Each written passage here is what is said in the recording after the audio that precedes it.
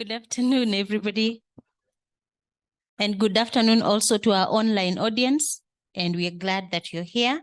My name is Jennifer Muchiri from the Department of Literature, and I'll be moderating the session this afternoon. So on behalf of the Department of History and Archaeology, I'd like to welcome all of you to this presentation today. Our presenter this afternoon is Dr. Kimingichi Wabende. Dr. Kimingichi Wabende is a lecturer in the Department of Literature in the University of Nairobi. And the paper that he'll be reading this afternoon, he told me he's also performing, is Oral Literature as Historical Expression of Community Fears and Ethnic Tensions, the case of the Babukusu community. So that is what Dr. Kimingichi will be telling us about. Dr. Kimingichi will give you about 1 hour to make the presentation, and then we'll go ahead and respond to the presentation that you'll have given us. If you feel like performing, the floor is all yours. Welcome, Dr. Kimingichi.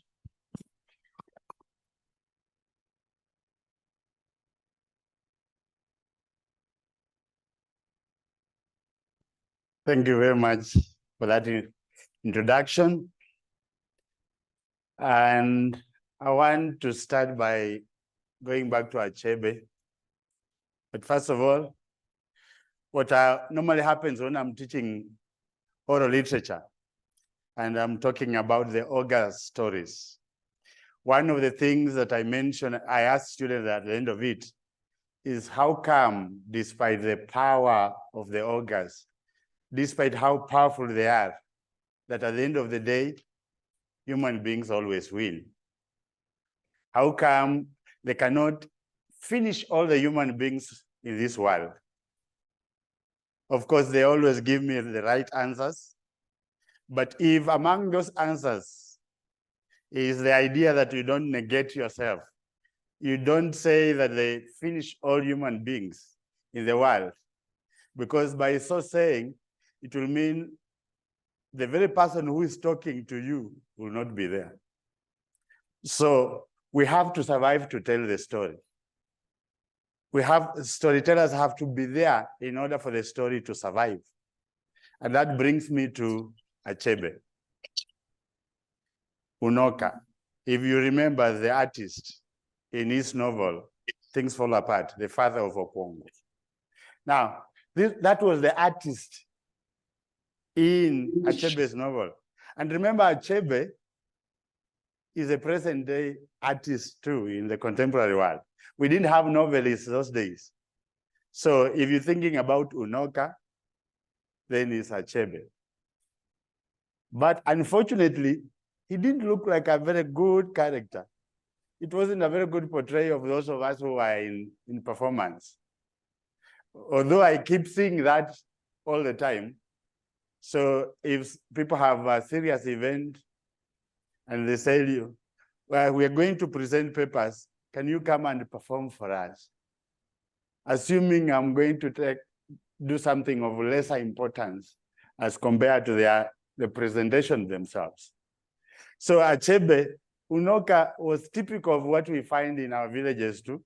They say if you are a musician, you are lucky. You only have to sing and then you get rewards. Therefore, you don't have to farm. And I think Okot Papitek is the one who tried to say that we are bigger in our essence because when we sing like that, we are the ultimate rulers. We tend to pull all kinds of people towards us. So the role of an artist in society becomes very important. And I think Achebe, I don't know whether he ever admitted to that, must have reflected on it and realized he made a mistake to have portrayed Unoka like that. And in one of his favorite books, Andes of Savannah, which is my main reference from the beginning, that is the main debate.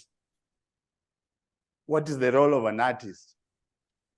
And he says this, that in a village, we have 3 kinds of people. One is the town crier. When an enemy attacks, the town crier comes out and shouts, there's an enemy, there's an enemy, there's an enemy. And his role is over. So those who were in the houses, the soldiers come out and fight.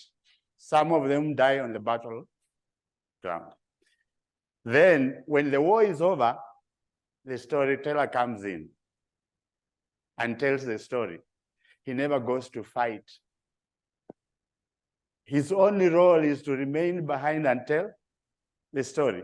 And he says this of the storyteller, that this storyteller is normally so good in how he tells the story, to the extent that even if he lies, people will forgive him, as long as that is the only way of embellishing the story. He says he will look around, and if he realizes that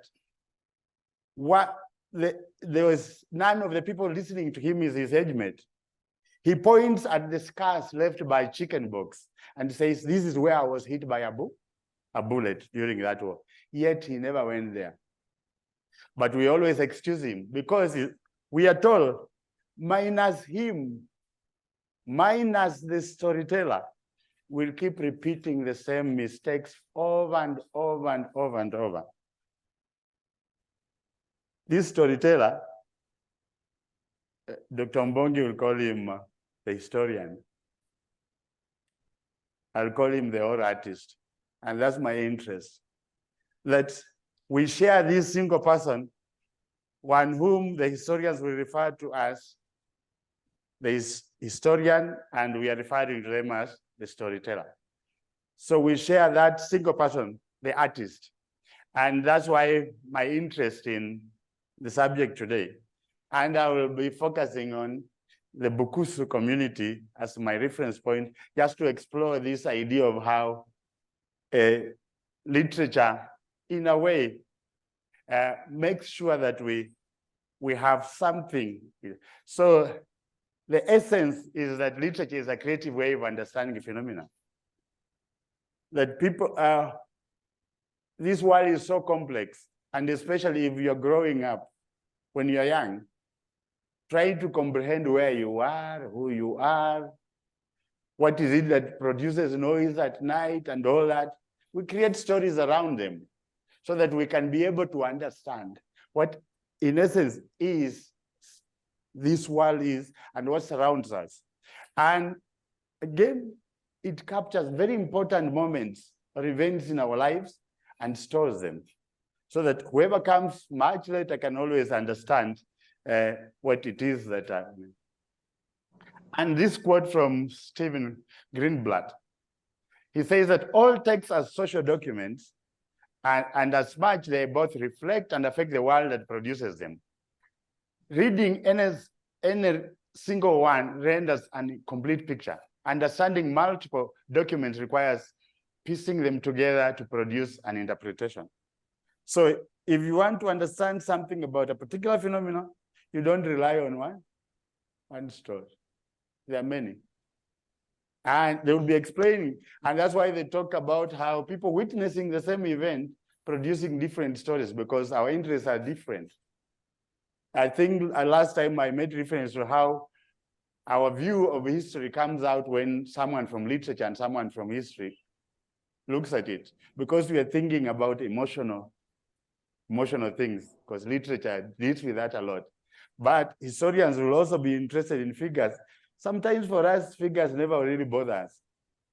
Perhaps I'll make that reference to it later again. And again, now this is Thomas Spear, and we relate with history here. He points out that historians and anthropologists have begun to discuss ways that we might unlock the meaning of oral tradition to convey the traditional historians who relate to them and to people who listen to them in the context of their own structures of thought and those ways in which traditions develop. So when it's being told, if, for example, you're telling it from a Bukusu point of view, when you say it, they understand it in the context of how they've been brought up within Bukusu land.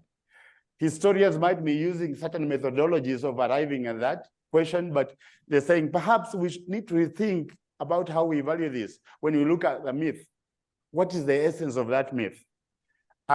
We say that whereas early attempts to use oral tradition concentrated on validating historical sources. That is fixed, trying to make sure that if you want, and I'm trying to preempt that, so that you don't ask me, how sure are you that this happened? That's not a bother to me.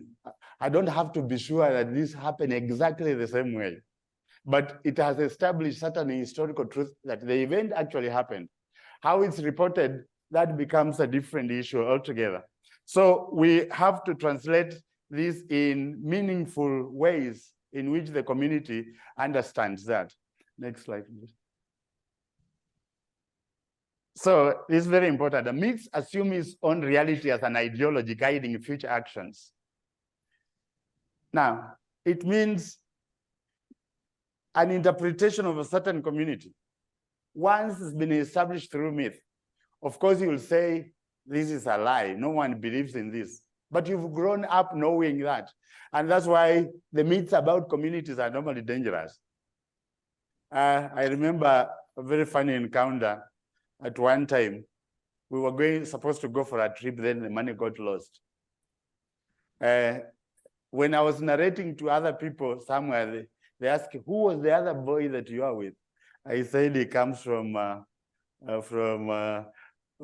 Kisi community. And they said, oh, that explains it. So what does that mean? Where did that notion that this is how it always happens? That's why I'm saying the things we say about stereotypes about communities become a foundation in which how we interpret the world, because we have already been trained to interpret within the myths that are there. But this myths therefore prepare ourselves, set structures in our mind of how we will be interpreting the whole society or all the experiences that we encounter in society.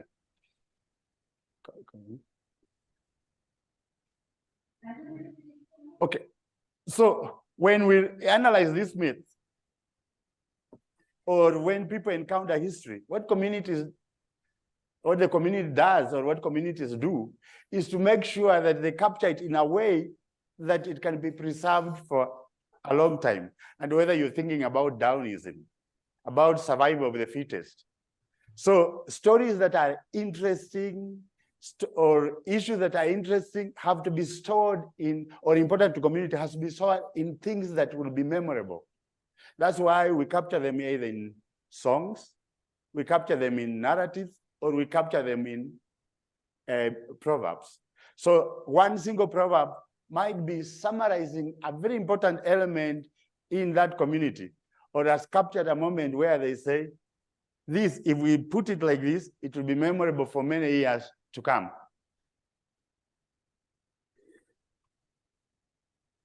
Okay, next. Okay. So I also just want to point out a few issues of one new historicism, and which we, in a way, use here. That is, history is not just an event of the past, but also stories telling about the event of the past.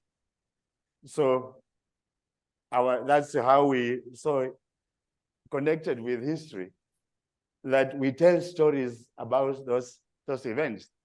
And that past can never be available to us in pure form, but always in a form of representation. And that's why, again, a story, a proverb, is not actual, but that is how they want you to understand it. They cannot tell you the whole of it. In literature, representation is very important. Well, as an artist, someone who does things on stage, if they ask me to write a story about the University of Nairobi, I'm not going to bring the whole university on stage. Representation. I'll have two students who, I don't know whether Sabina Joy is still there, who will go to Sabina Joy. And that is representation of what life is in the University of Nairobi.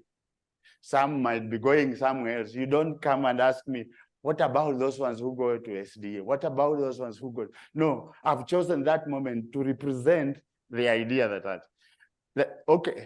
that also there's no single history because of how we understand every event. There are always different ways of interpreting history. And no single text can be interpreted independently. And to every event or cultural phenomenon, there are always discourses around it. And so in my presentation, there will be moments where I'll have to go to where those who are not Bukusus, looking at the same event, just to see how are they interpreting the same event at that moment. Next.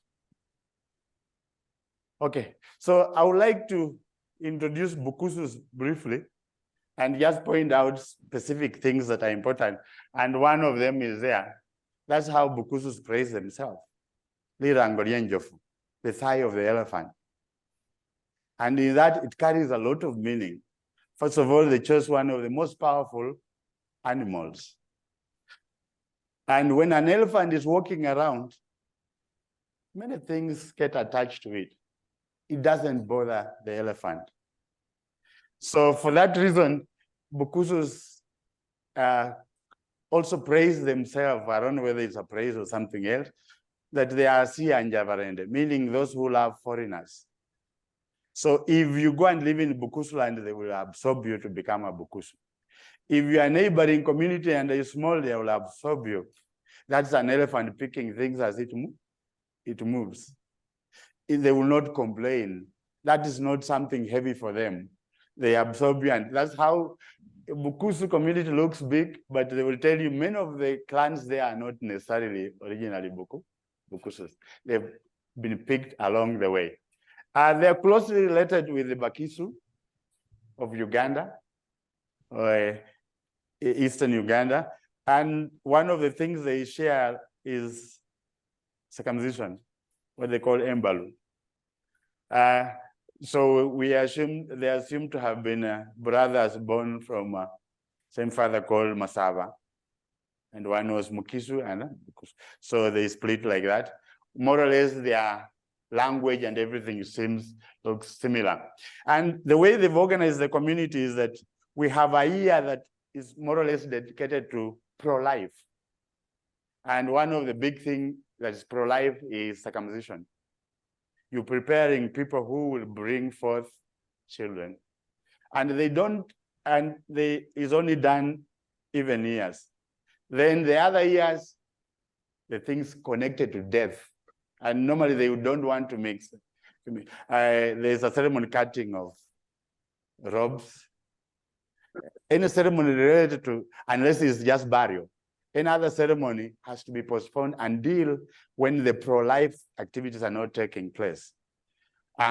We will be revisiting circumcision and seeing how therefore that becomes important in understanding why certain things are done during circumcision or certain messages are passed during that time. And that the bond that is sealed by your blood entering the soil of your community, you more or less making a covenant with the community. Again, just something related to that, connected to life, that people who carry out circumcision or people who do ceremonies surrounding death, you're not supposed to get rich from them. You can imagine someone who cuts someone else in order to get rich. So you have the ability of hurting people in order to get rich. So that you understand what you're doing is a ceremonial thing that you're not supposed to get riches from. Someone who does ceremonies like Huswalakumse, the ceremonies around death, again, you're not supposed to start demanding fees so huge that you can get rich. And people who have attempted to do that, they say something bad befalls you. They say that about my friend Mangulieje, that he became very expensive at one time. So unfortunately, he lost his leg. So when I was interviewing him, whether he will ever do the ceremony, which is called stepping in the arena or walking in the arena, he said he really looks forward to doing it. I interviewed another elder and he said, no, you can't do a ceremony of walking without two legs. So technically they knock you out if they think that you're not a good person. And a bad person will not even circumcise, will not be allowed to circumcise, because they think you will transmit that to the people you are circumcising. pro-life. You avoid any riches from such a ceremony. Okay, that's briefly about Bukusus. And then now we can now look at the texts as they present themselves. And this is the interaction with the whites. This is a famous song in Bukusuland. I think the oldest. For some reason, it never dies. It always reinvents itself. It's called Ambamtaria. I've given you the Bukusu lyrics there. So it goes something like, Sukuma hukende, basoleli, sukuma hukende, Ambamtaria, Ambamtaria, basoleli, Ambamtaria, Ambamtaria. Mutalia is the Italian. So say, catch the Italian. Catch the Italian. Now, this is the interaction between the Italians when they came to Somaliland and they encountered that. When I read historical texts when I was looking at it, it was hard to find books that extensively talk about it. It is seen as a small thing. Bukusus didn't contribute much. But to the community, it was such a huge thing that has been captured in a song.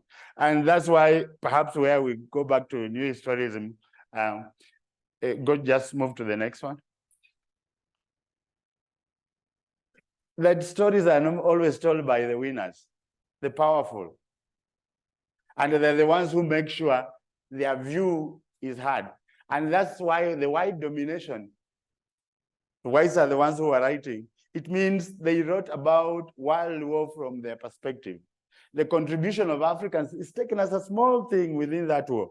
But here, in this song, it was captured to reflect about how Bukusus contributed to that war. And this song has a revisit later that whenever Bukusus are under attack from other communities, then again, new messages are brought into this song. Next.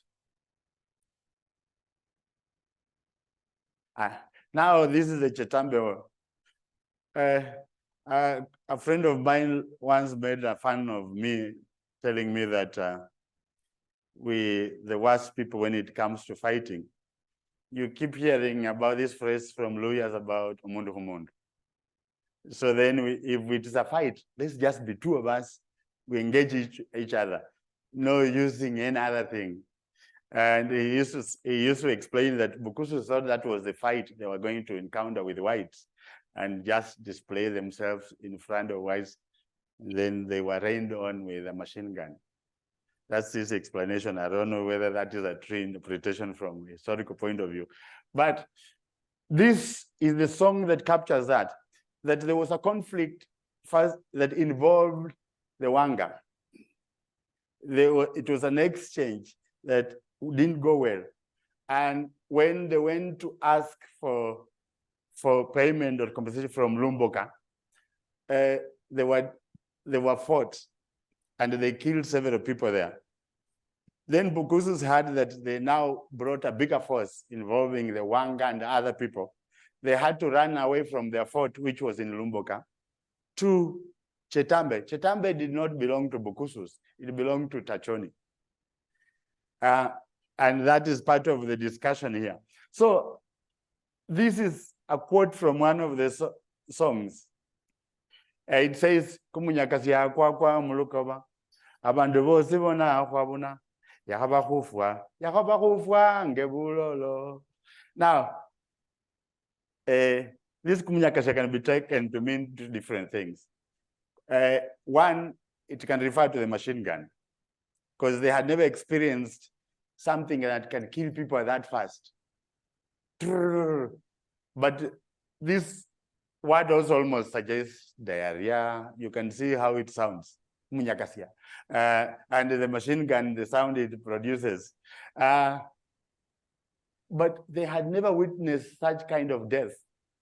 So when they use the word hubuna, if someone shouts and says hubuna, it's not an ordinary thing where one single person is being killed. No, it must be a massacre of some kind. Now, I know if you are to check figures, the number of people who died might not have been many. but you'll be reasoning that there were only 100. But 100 those days, to a small community, there were many people.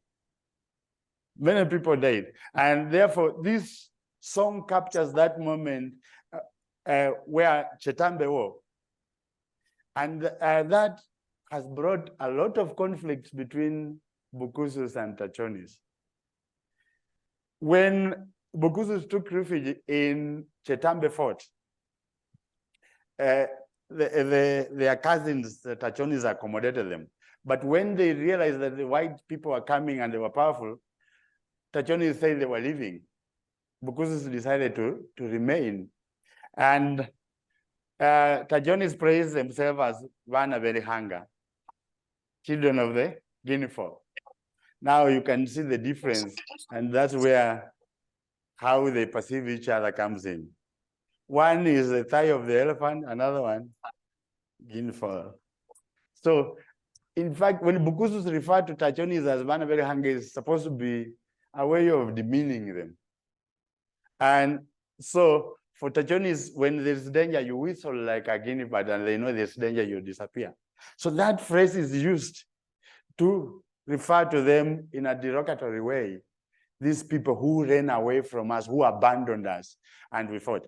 But since when you compare the two communities, next slide. When you compare the two communities, Bukusus are many. So they have tended to dominate.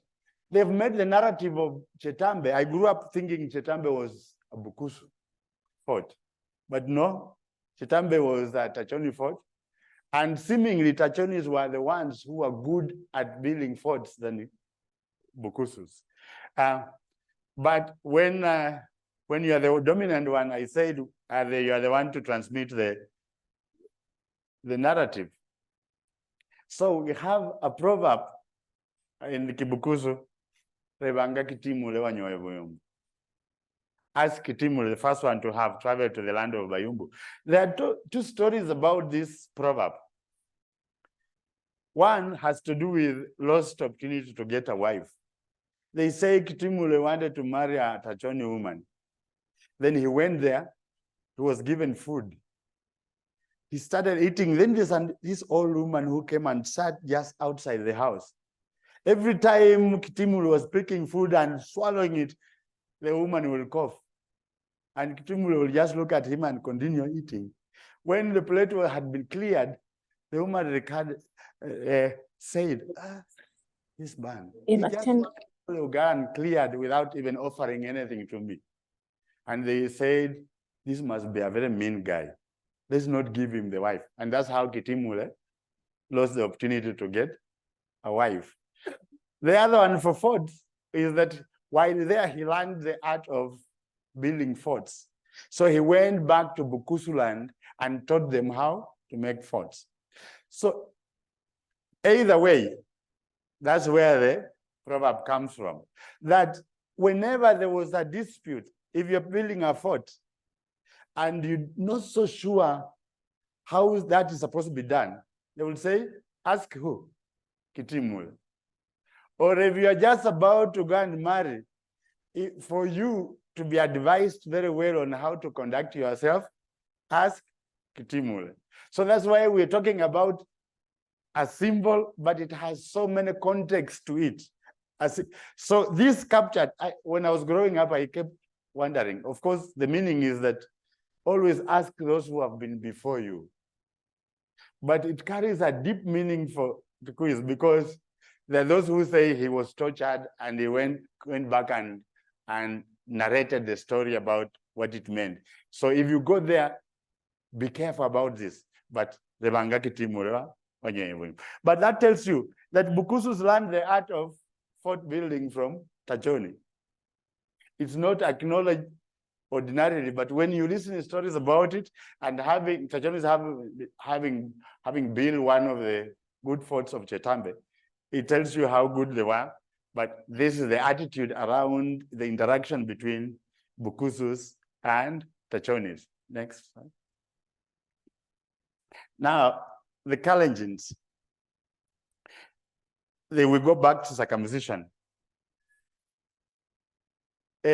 Bukusu circumcision edge sets are similar to Kalenjins. We borrow them from Kalenjins. So the story of Mango Mkurarwa, that says there used to be a very big python that was consuming goats, kids, and one day this big python ate the daughter to Mango.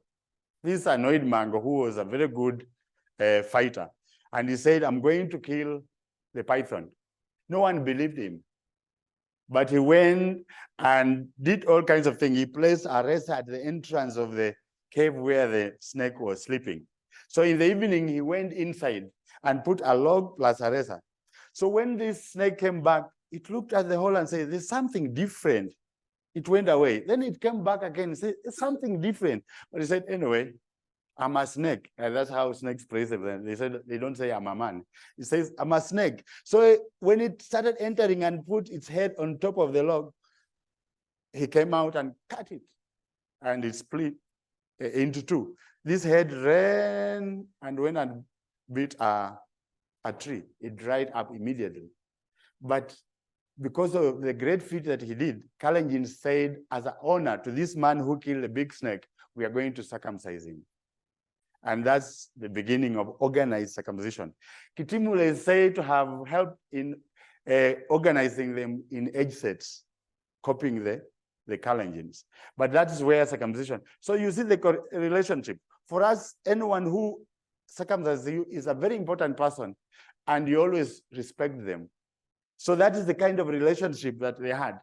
But we have this important proverb, "Nanda kambilaka kona humwanda kwenjoli." He who does not listen to advice slept on the path of the elephant. Strangely, this was a praise for my mother. In the clan, that's how they praise themselves. It is said there used to be this great blacksmith who was so good, and he trained his son as an apprentice. So this son became so good like his father and said, "Now, father, I'm as good as you are. I would rather look for my own space to practice." But the father told him, "Whatever you do not go where the Kalenjins are. They will harm you." But he said, Kalenjins are the ones who need spears. They need all kinds of metallic things. Why will I avoid them? So he went there.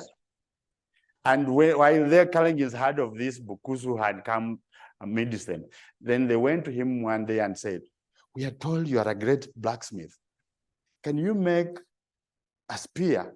He said, "Yes, I'm that good." They went away, and the following day they came with us to the skull of a human being and the skull of a cow, and told him, "We want you to make spears and a hoe out of this." And there was the young man thinking, how do I make a spear out of a human skull? He thought about it for hours, he couldn't figure out. Then he went back to his father. His father looked at him and said, "What did I tell you?" So he told him, they fill all the spaces in the skull, and then he put iron dust inside the skull and tell him, "Now go back and make them." So when he went back, the Kalenjins came the following day and he said, "Oh, I didn't want to make it while you are away. I waited for you. So can you fire the place?" So he put them inside, and as they melted, the iron ore came out, and then he made the hoe and the spear. And he was very much respected because of that. But he remembered the advice of his father. And from that day, he left the place and went back home. And that's where the proverb comes in. He who does not listen to advice slept on the path of the elephant. What I would like you to note is the choice of the elephant. And remember how Bugusu praised himself. If they use that to refer to their enemies, it means they really respect them. So they respected them as important adversaries, despite the other conflict, but they were respected in that sense. They borrowed circumcision edges from them, but equally, this is a reminder who the really enemy that they have to fear comes from. If I go back to if I go back to Ambamtalia, when there were tribal clashes, there was reference now to the Kalenjins as Wosianju, meaning the ones who burn houses. And Ambamtalia was modified. So it used to go, enje chere chenje kumwesi kufa, washenje kechane burani Ambamtalia.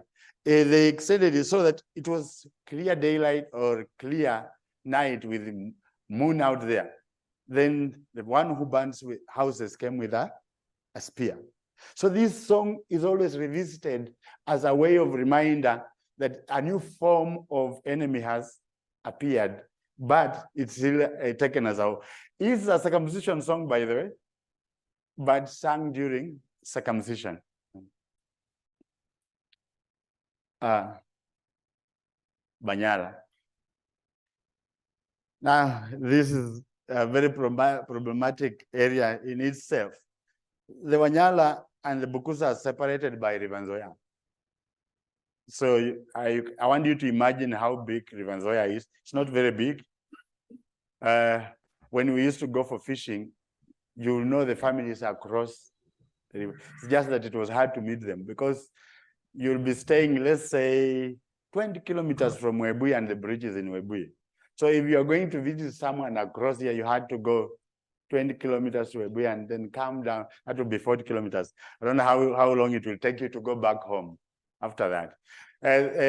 I think Achebe is the one who has a proverb about, an Igbo proverb about marrying across the river. So you have always to swim and the troubles of that. So they are close like that, but for some reasons, Bukusus never want to learn Kinyala.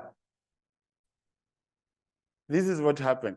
At one time, there was a big problem in Bukusu land, and they took refuge in Bunyala land. Now, whoever crossed the place and went with his wife, they will ask you, is this your wife or your sister? If you said your sister, they will marry her or they will take her. If you said it's your wife, they will kill you and take your wife. So most Bukusus chose to say, this is my sister. And from there onwards, for the 3 years that you're living there, you will see your wife going with another man, and you're just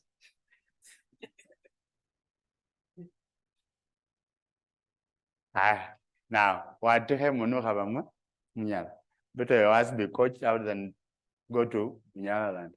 Look at the image they have chosen. Eyes. That's what they witness. That's why I was telling you, looking. So the way they look at each other is so, they look at each other, Wanyalas are very bad people who can do the worst thing you can ever imagine. So the worst thing you can ever do is to take refuge in Banyala. Strangely, people will tell you, modify this all the time. I've heard people say, what hemonu, Havea Munyala, like you rather your eyes be caught out than marry a Munyala. Or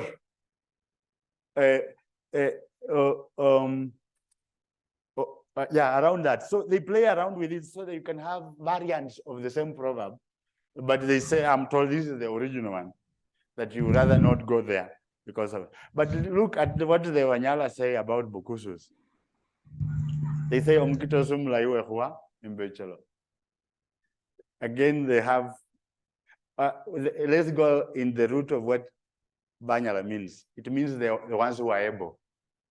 So they are that arrogant of say, we are the ones who are able.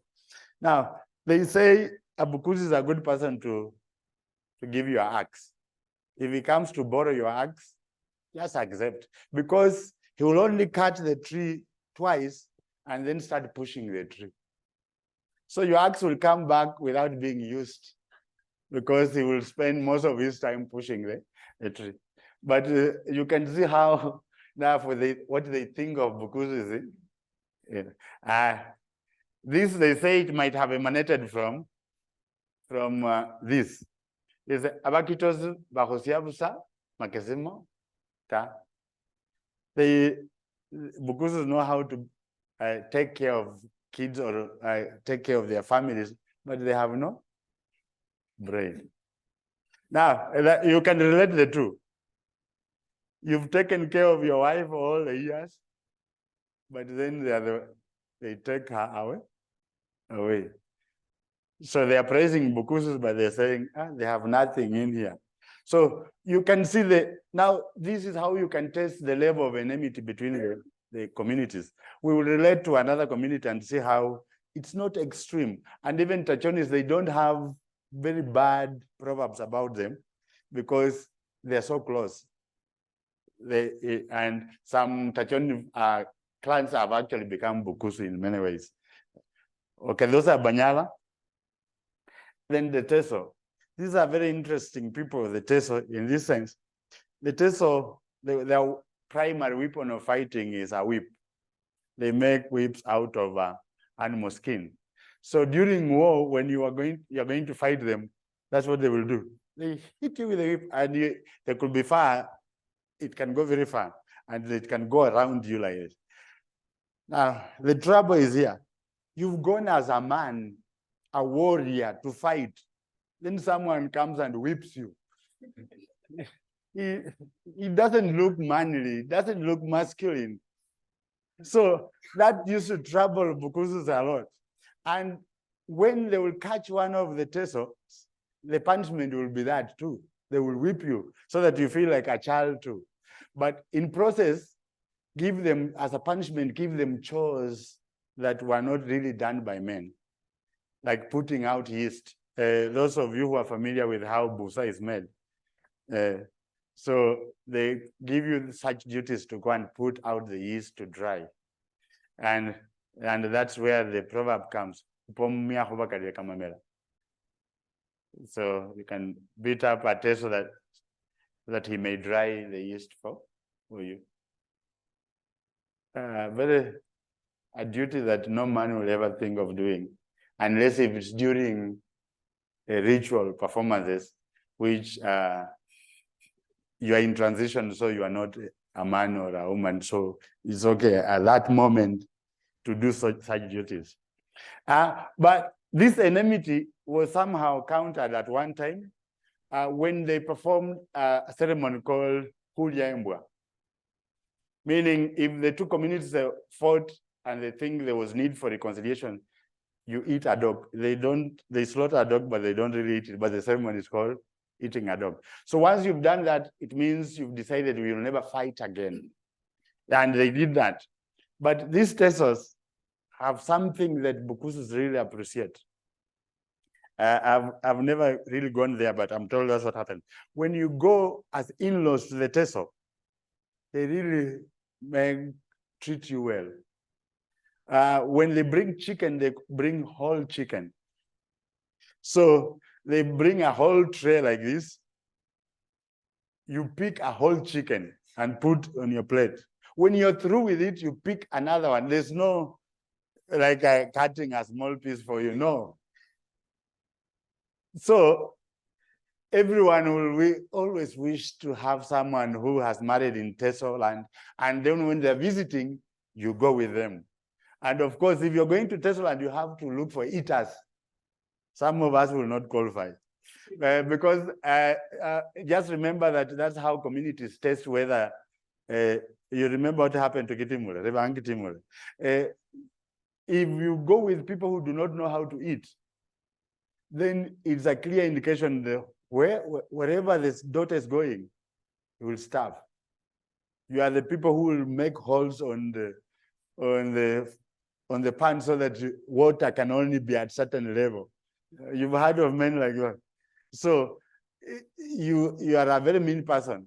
But Tesoland, you had to hire people, good eaters, because those chickens, and they will come in, many of them, and then they have very nice beer made from millet. So they have a proverb say, Tesos love their in-laws. So I've given you cues, those ones who are yet to get wives. And I'm hoping you hire some of us to accompany you.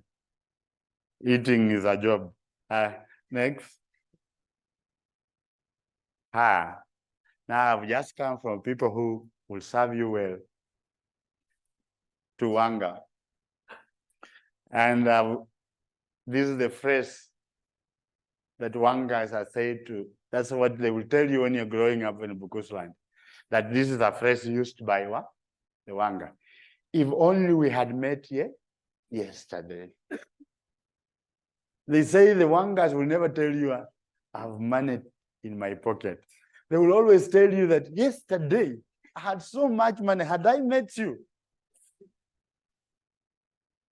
they will never say yes.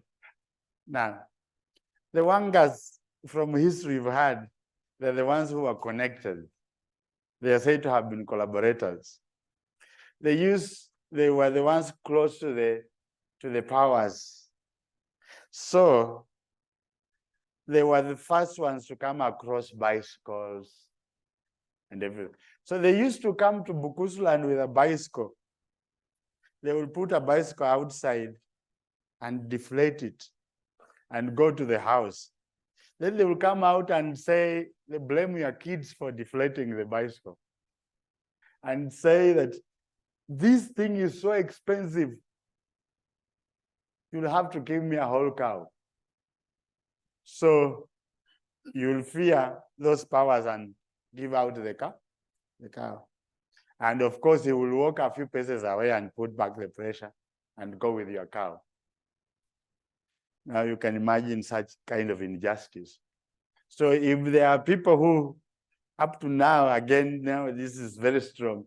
Up to now, these are supposed to be the very bad people. They took away all kinds of things from Bukusu land with the excuse that the tire has been deflated. But they have this derogatory proverb about them. The Wangas abuse each other of baldness. It's like two people who are bald and they're saying, angalia kipara yako. So that sense of people who do not seem to realize who they are, and perhaps they're also mocking them that they therefore collaborated with someone else to fight their own. So they are not able to recognize that. And that has always been a way in which they always suspicious of these people who are never ready to offer anything. They will always tell you, I had money yesterday. They never have money. They will never have money in their pocket any day. Now the next one, which is almost close to the last one, the Luos. Oh, now I think most people might assume that the relationship ought to be very fierce because Bukusus think of Luos as opposite of Bukusu. Because it means Bukusu is circumcised, and that's how they define manhood. Luos do not. And in the song that is recorded as the primary song in circumcision, this is how they say, Omsindo lindembalu alindengwe. So an initiate who can withstand the pain of a knife can fight a leopard or can withstand a leopard. Remember how a leopard is highly regarded in Luya land. So you are a warrior who can engage a leopard. But in that song, it's followed by this. So, Umsindo olindembalu alindengwe. And then the next one, Umsindo teremakache bunyolo. So the one who trembles should go to Luo land. So, of course, that is where the opposite is. So you are either as tough and strong to the point you can fight a leopard, or you go to Luo land. But again, in these opposites, you don't see a hostility in it. It's just they are not like us. unlike the Wanga. Perhaps I'll just point about Wanga after this. So in this, we also have one proverb about Luos too. It says, Mukenda mbola kole, ebunyolo. Luo land is thought to be a place that is very far from Bukusu land. And you have to be patient and walk slowly. And if you can walk slowly and patiently, then you can reach Luo land. So, Dr. Mshai, they will say, haraka haraka ina baraka. As we say, he who walks slowly walked up to Luo land. Again, you see there's no hostility. They are somehow neutral. It just indicates that Bukusus have had encounter with Luos, and they know Luo land is very far. And because of being far, again, we don't have a lot of friction between these two communities. So they have more or less captured it in just issue of distance and that they are different from them. Whereas Bukusu circumcised, Luos do not. In relation, I wanted just go to Wanga a bit, the previous one. Now, this, that we define ourselves in relation to what we are not, making it necessary to demonize and objectify what we are not as others. And that's where the narratives come in. Every time my mother will tell me a narrative, whenever it was the time for the ogre to talk, she will talk in a strange dialect. I asked her, which dialect is this? They say it was Kiwanga.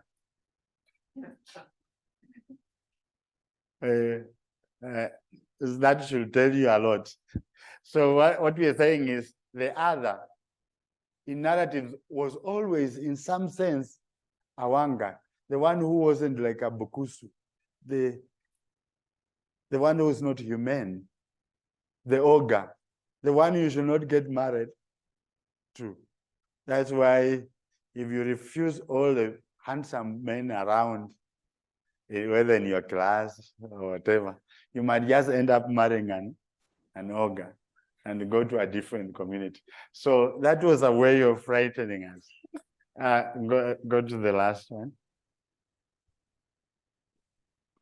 I wonder whether this is part of it, but you say,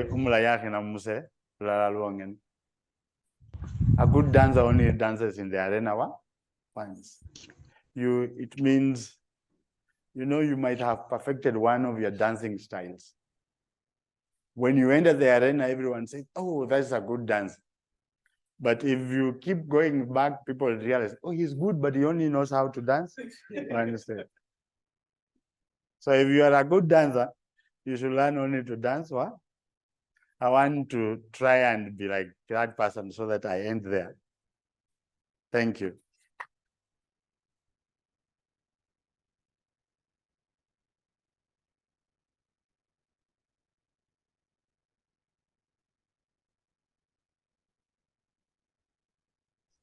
Thank you, Dr. Kimingichi. I feel like we did not give him a clap that's commensurate to the performance that he just gave us, and he also kept time.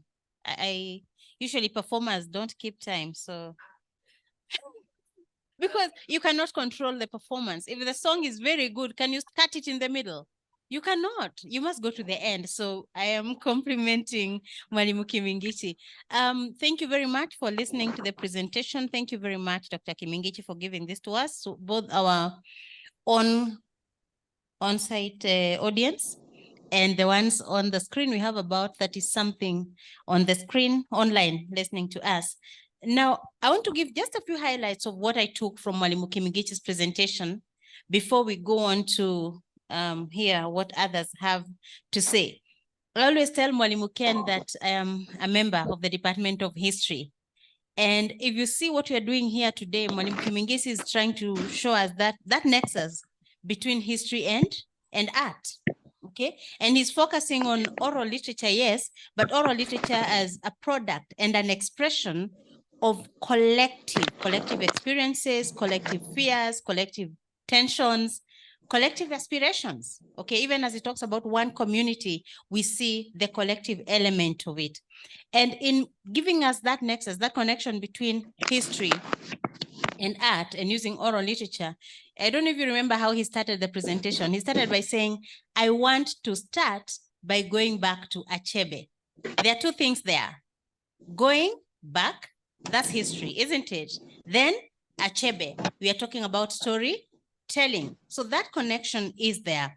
And as he does that, then he's telling us about the idea of representation. All the items that he was giving us examples of, you know, the history gives us the story, the event, tells us the event. Then art and oral literature, what Kimingichi was telling us, comes and tells us the story of that event, so that then we get to see the human experience. Those people who are going to look for their wives among the Banyala, okay? Those who are being whipped, those who are being that kind of thing. So the human experience, the face of that event that history tells us about. And he has located all his arguments within the context of new historicism. And what I found as I listened to Mwalimu is that his paper is celebrating the Bukusu people's pro-life, you know, approach to what I would call the collective or communal activities, what he was telling us about. But at the same time, in as much as we have that collective approach, he also underscores the responsibility, individual responsibility. So you are one person, yes, but you also represent the collective, okay? So there is that. And the paper itself was interrogating how the Bukusu interact with other communities. It was telling us about the Tachoni, the Luo, the Kalenjins, the Banyala, the Teso, the Wanga, among others. And what we see, his focus was on the circumcision ritual initially, which is very important among the Bukusu.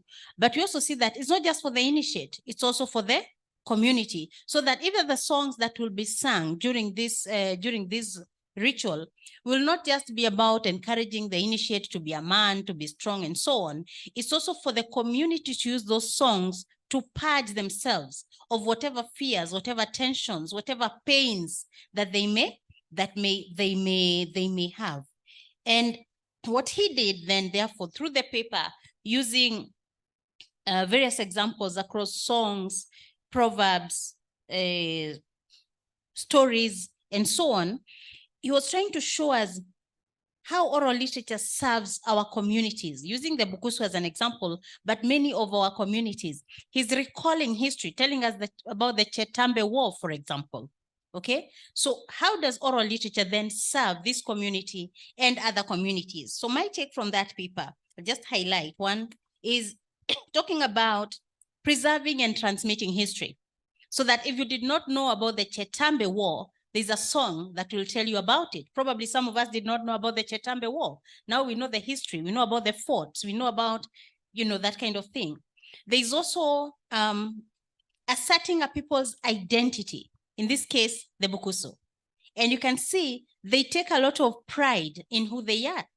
Remember the images that he used and telling us about the elephant versus the guinea fowl, for example. 3, recalling history, you know, retelling history through oral literature. So we see what he has done throughout the paper, what he has done as he tells us about that. There's also the element of a cultural diffusion, you know, the exchange of culture, the exchange of knowledge, okay? But there's also the exchange of rituals. So we saw that. That's what I'm calling cultural diffusion. So through art, that is demonstrated.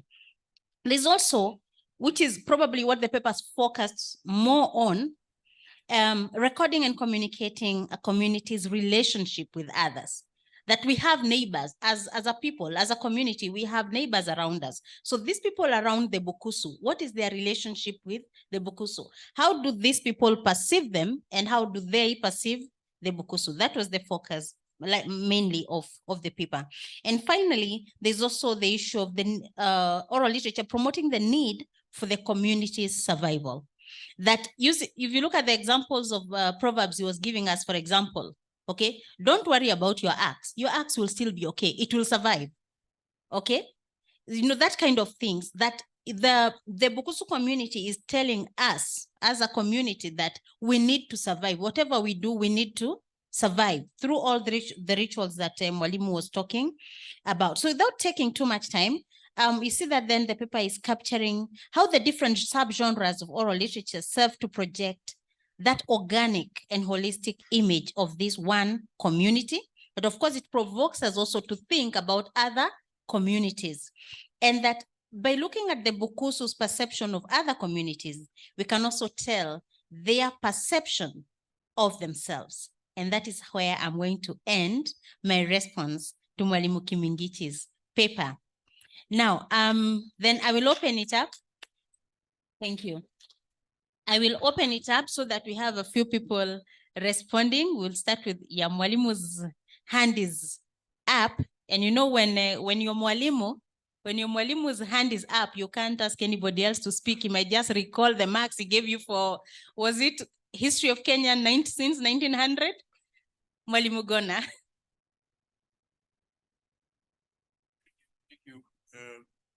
Thank you, Mwalimu Jennifer. I think people are wondering why a prof is saying Mwalimu. Yeah, I taught Mwalimu Jennifer, long time ago. Just one question, Kimingichi. Mwalimu Jennifer has emphasized the idea of integration, but I think there's an element of stereotyping and othering. I don't know to what extent you can speak more on that and try to make us understand whether this brought about conflict and other issues. Maybe just a comment on that. Thanks. Let's take like 3, then you respond. Okay. Dr. Masika, please.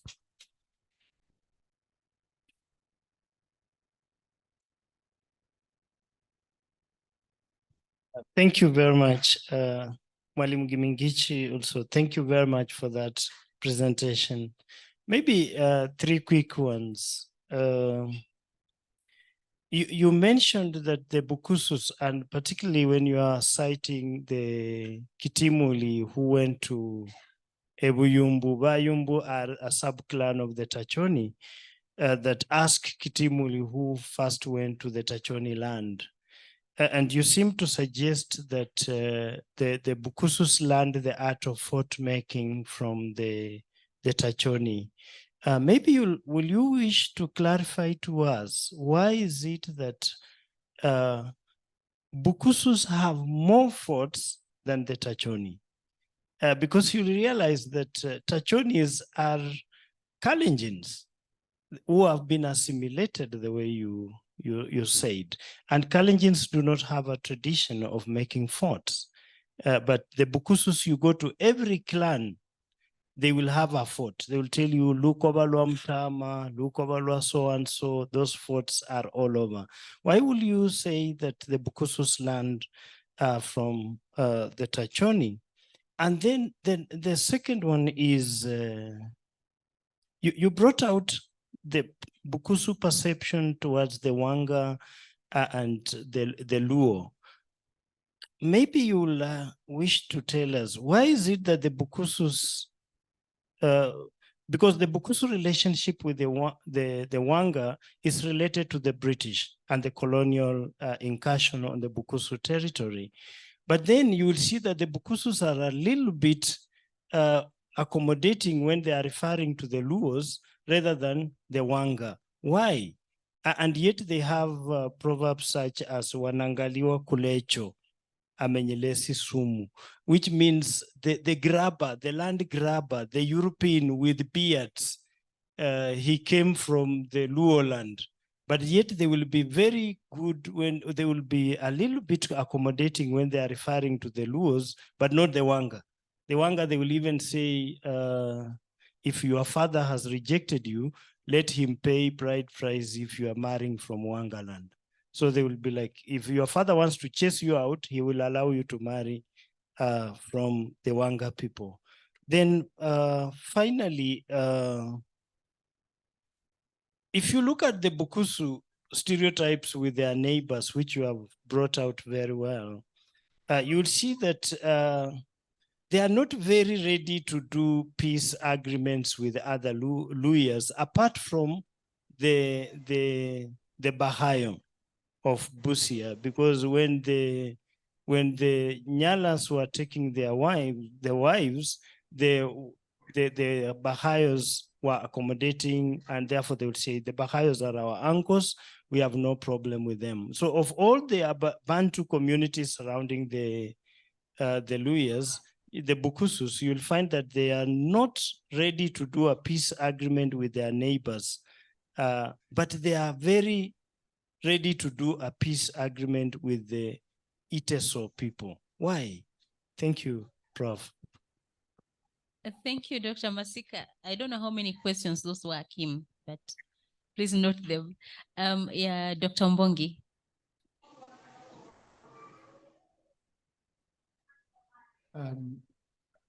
Is it working? I hope you can hear me. Okay, thank you. Now, Kim, thank you. This is very eye-opening. 3 things. One is, yours is a discussion that has a lot of surprises, contradictions, intersections, which are really things we are very much concerned with in history. We have many colleagues around here, you know, and one contradiction is what Dr. Masika has just raised, because I wondered how a tire of an elephant can learn how to build a fort from a guinea fowl. Maybe that is something that you need to explain. And I'm glad my brother Tony Mochama has just arrived. You said among the Tesos, in-laws are really welcome. They love their in-laws. Up in the highlands in Kisii, we say, the best language that an in-law understands is a weep. And we weep a few of them. You know, there's differences. And also the surprising thing, if you compare it with those of us who come from the highlands, is the ease with which the Bukusus let go of their wives.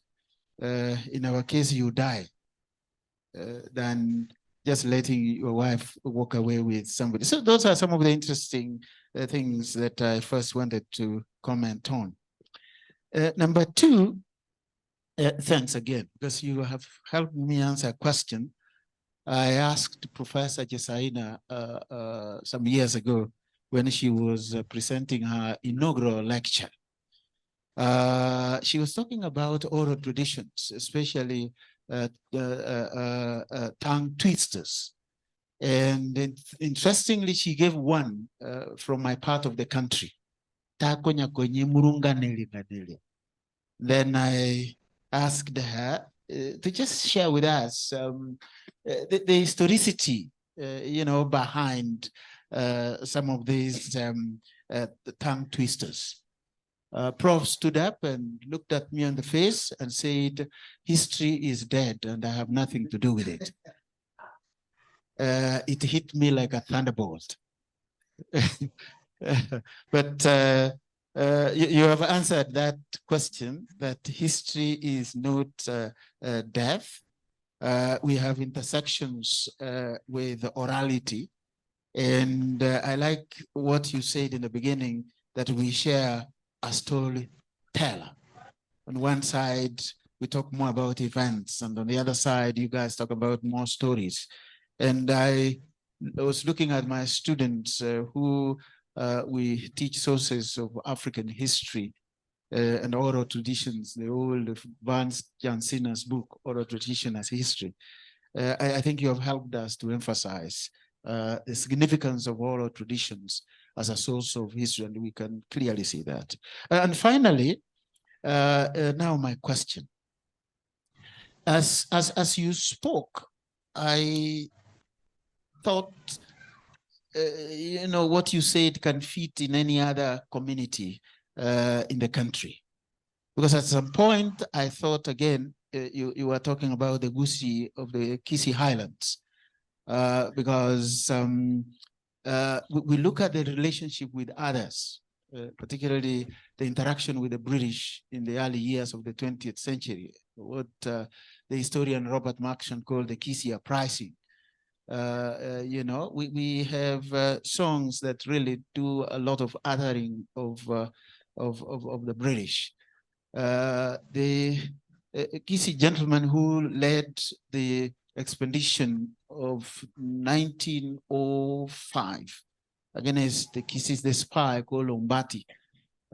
We grew up and sang songs against Umbati and how we believe that after betraying the community, he disappeared somewhere into Lake Victoria, never to be traced again. We sing that song. Umbati tagotaroke ngangangarayo atoleta rumolero ngangangarayo ngangangarayo moko musongo nyarula. You can, Musongo is a white man. Umbati disappear, you brought us fire. I looked at our relationship with our neighbors, the Maasai. Again, a lot of songs that depict really the way we have related to Maasais. We see them through the eyes of the way they come for animals from our part of the world. So we always sing, Bweliare, Bweliare mumanyi, Bweliare, Bweliare mumanyi, Bweliare, chonsi chachire pipi. The Maasai is in the cow shed and all the animals have gone, and then we give the names of the animals. Tinyeroji, Tinyeroji Nyavarati. Nyavarati is what animal? Which color? Nyavarati is a white one. Nyangera is a black one. So we sing all that. And of course, you're more kind with the relationship with Luoland. Our depiction really is of the amazing cowardly of the Luo. It's a song we sing. Oh, Makangumbu, Umakende, Tikeliroche. Oh, Makangumbu, Umakende, Tikeliroche. Umakende, Tikeliroche, and Sasati, Ekonyakuga. Machama, I'm sure you can identify yourself with that. Oma, please cross the river. There's nothing to fear. It's just grass that is making a bit of noise. So what are you fearing? Such. So then my question comes from there. If we can trace all these in different communities, why did you focus on the Bukusu? What's so special about the Bukusu? Thank you. Thank you, Dr. Mbongi. I didn't know you can sing. We will respond to those ones first. The online audience, I can see some hands up. I'll come to you after Kimingichi's responses. Kim. Okay, Dr. Jennifer, thank you, first of all. The dilemma of a teacher is always you teach, and sometimes when you're marking, if you pick the first two scripts, you see answers going the other side and you spoke about the other side. Nobody scares a teacher. You say, oh, so I didn't teach well. But if you see someone who has understood you, then you say, oh, so I tried. Thank you for making me feel like I tried. Professor Gona, the integration and othering, as you notice from the oral narrative, and where the Oga always speaks like the Wanga people. In the Tachoni and the Bukusus, for a long time, Tachoni has never had an MP. They didn't have a constituency that will allow them to elect an MP on their own. It had mixed Bukusus and Tachonis. Now, the Tachonis who were in Bukusuland had been swallowed by the elephant. So until they made a constituent that was purely Tachoni, they never had any. Now, during campaigns, a day before election, when Sambu will look like he was going to win, his opponent will hire people to drive around and just people shouting, tumewaweza, tumeweza, now in Tajoni, saying, this time tumeweza Wabukusu. For Vinya, the eyes, it is a bad way to say it, tumewaweza, the way it sounds in mother tongue. And then it will just sway people the following day to vote against Sam because of that.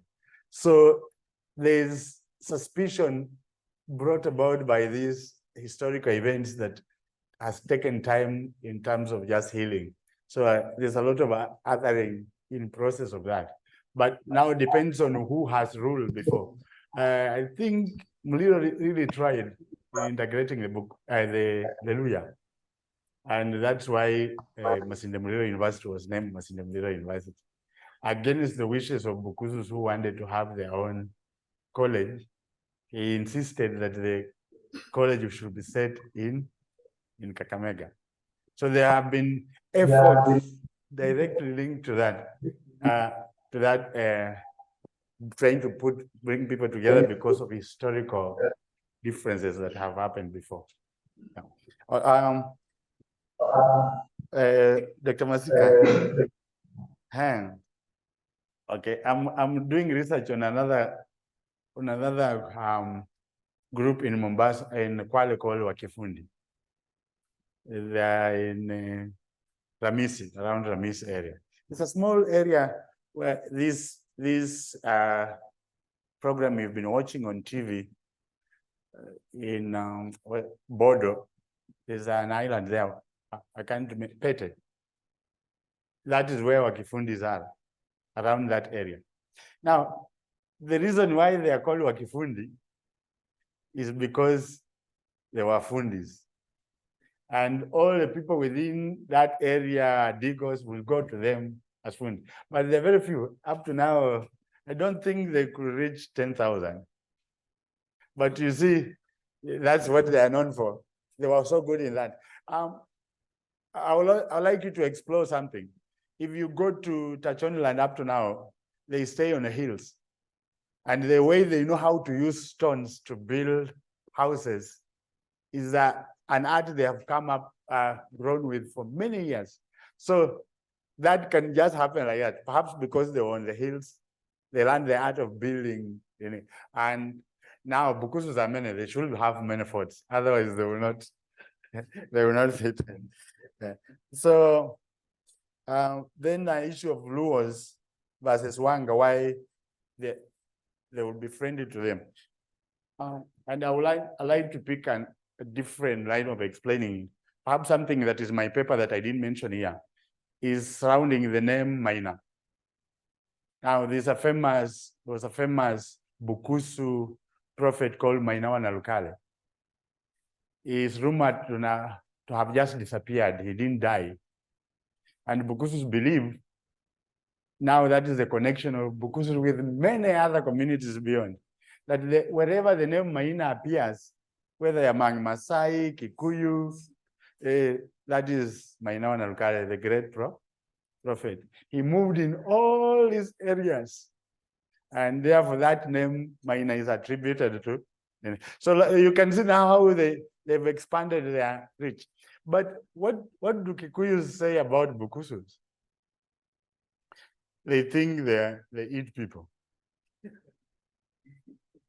Now, the farther you are from people, the farther you are to the extent that you don't really know the people, the more you just create stories about who they are. So those ones who actually interacted with Bukusus are the ones who have concrete narratives about them. The farther you go, we just create stories about you, like eating people. And up to now, I still remember how my friend used to be frightened whenever I got annoyed. He was my roommate. So I asked him later and said, you know, we always grew up knowing Bukusus eat people. So when you're annoyed, I'm never sure whether I will be safe or am I beaten. So that is where, that's how it is that those who are close to you, now, depending on the relationship that you had or how, whether it might be a leader who has tried to bring you together. So that those agreements later has made people remain. And up to now, you can go in Bukusu and you'll find, especially the border between Mount Elgon and Bukusuland, that you'll have patches of Teso people, a family of Teso, one, and they seem to live happy. Because the problem is, if they hadn't made an agreement, it means you'll be the only one there. But if another community is powerful enough where you can seek refuge and go back to your community, it's easier for you. The more you are isolated, the more there's need for you to, now you can think about Teso being surrounded by all those bundles. It was important for them to, but if you're just fighting among brothers, you don't have to make any agreement. It's just a brotherly fight, then you go on with them. Then, when there's this element about where you think Bukusu, did they allow Anyala to? Now we have to go back to how the structure is. There's a river. Now you've run away because there's a problem in your land, but there's also a big river. So that if you kill someone, you have to know how to escape. There was no escape. There's Zoya River. You really have to organize yourself before you cross, or you have to wait until when it's so dry until now you can jump over stones. So when you're marooned like that, you are like people of the island, and literature around islands is like that. The fear, you're always living in fear that you'll be taken away either by water or something. So that's how they were marooned. And I guess that's where the sense of desperation, and that's why the proverb is rather too emphatic. It shows almost something that can't be reconciled. You can seek refuge in other place, but never in the Banyala land. Why Bukusus? This one I will not go into a deep sense of trying to explain that. For me, this is the beginning of a conversation to see how each community try to understand. So when you're through with this series, start the conversations beneath communities, and let's just see what do we say about others. I would like to see, other than knowing that Kikuyus think that we eat people, I would like to know what else they say about us. So this can be a conversation that goes on, and this is just the beginning. Thank you.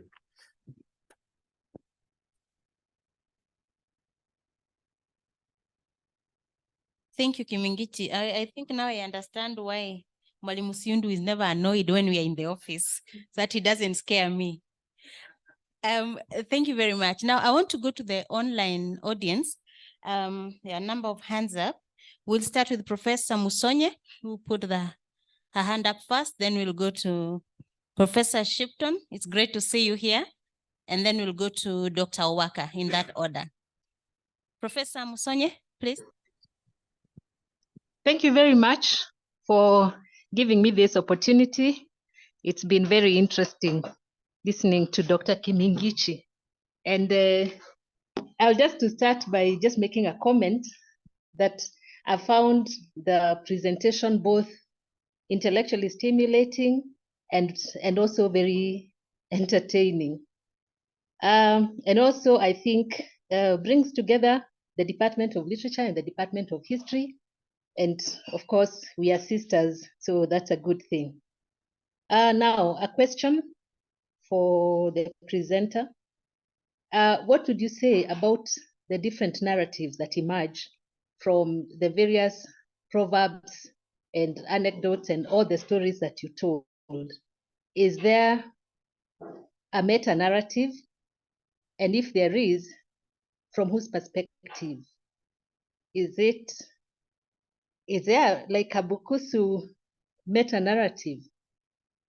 And then the other question has to do with the whole concept of othering, which you dealt with a bit.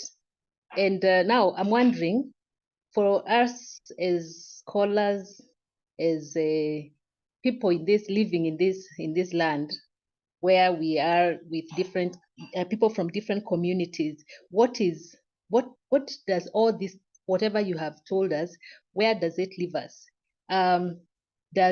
Do these different perspectives, these different proverbs and so on, can they be harnessed in any way to bring better understanding, to bring maybe unity, or even to be used for resolution of conflict and things like that? So those are my two questions. Thank you. Thank you, Professor Musonye. Professor Shipton, please. Thank you so much. I appreciate this opportunity. And the previous question was wonderful and scooped me a little bit. I wanted to mention just a couple of things. Okay, maybe two or three. I wonder whether the work of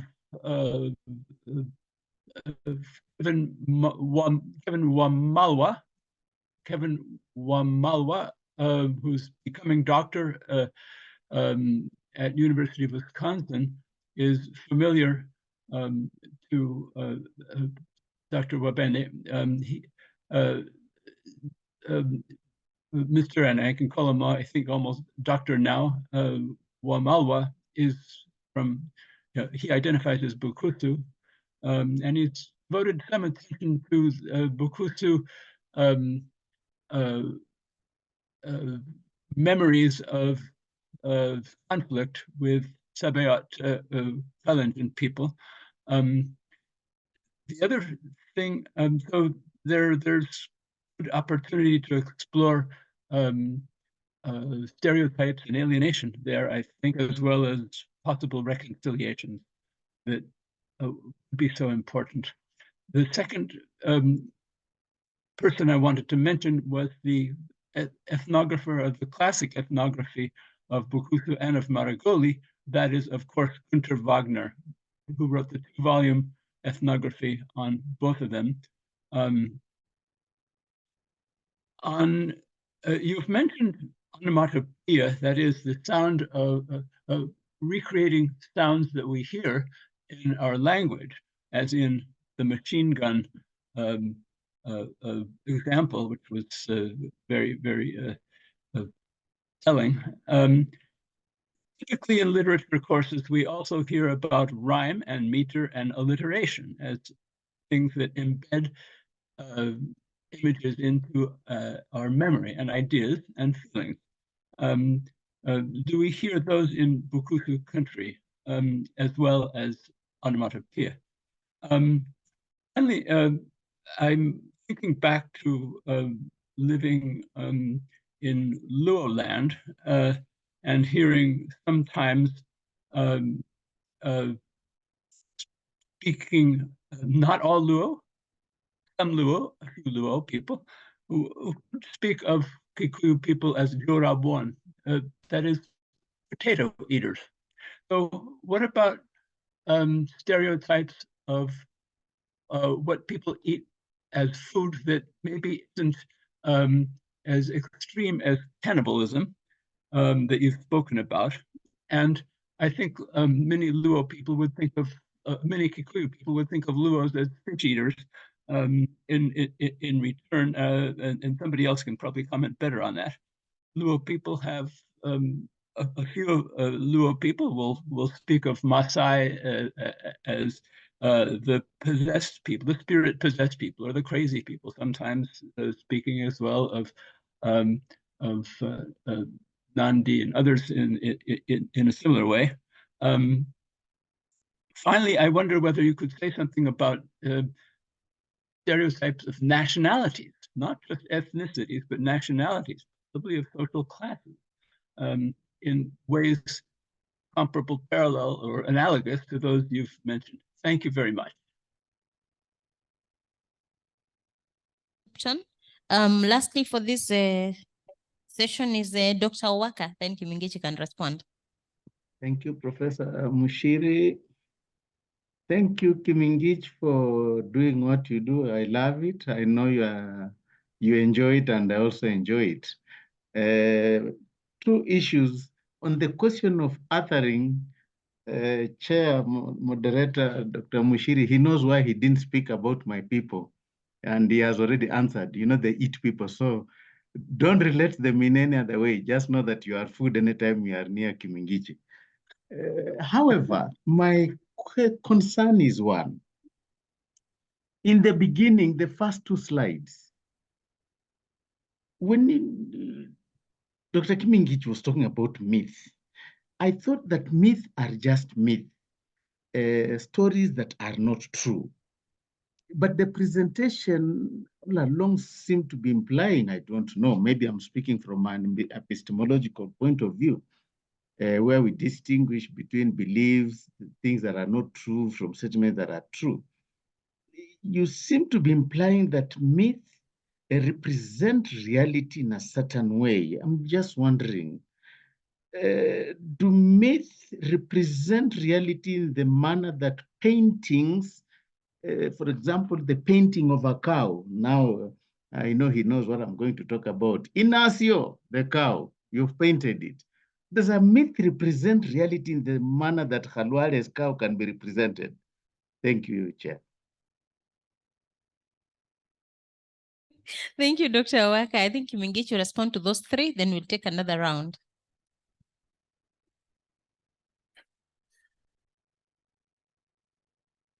Yes, Professor Musonye, there's a meta-narrative, and one of the meta-narrative is the Maina one, of where we're saying, in a way, we are related because there's a name shared nearly in all communities, and it suggests that, therefore, as a country, we've had interactions for a long time. It didn't come with colonialism or anything, that this prophet had moved in all these places and we in a way related.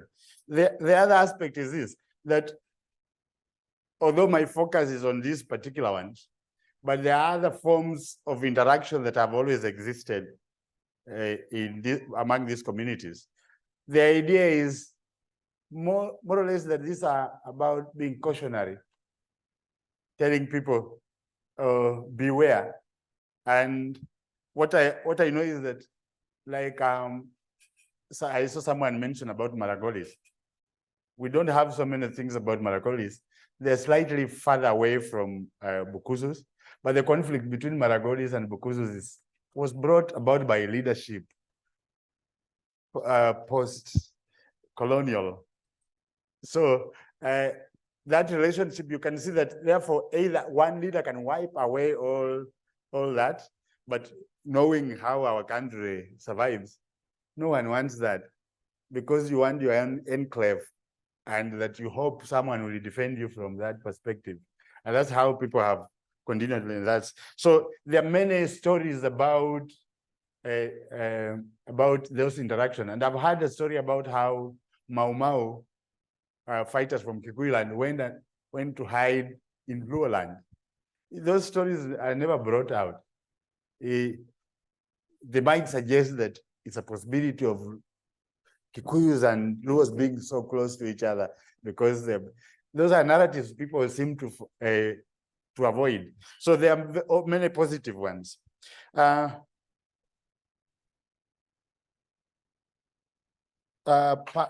Shipton, Prof, I think I wasn't getting many of your questions very well, but you mentioned of works that I need to look at, and I think I will find a way of getting the names clear, then I look at them.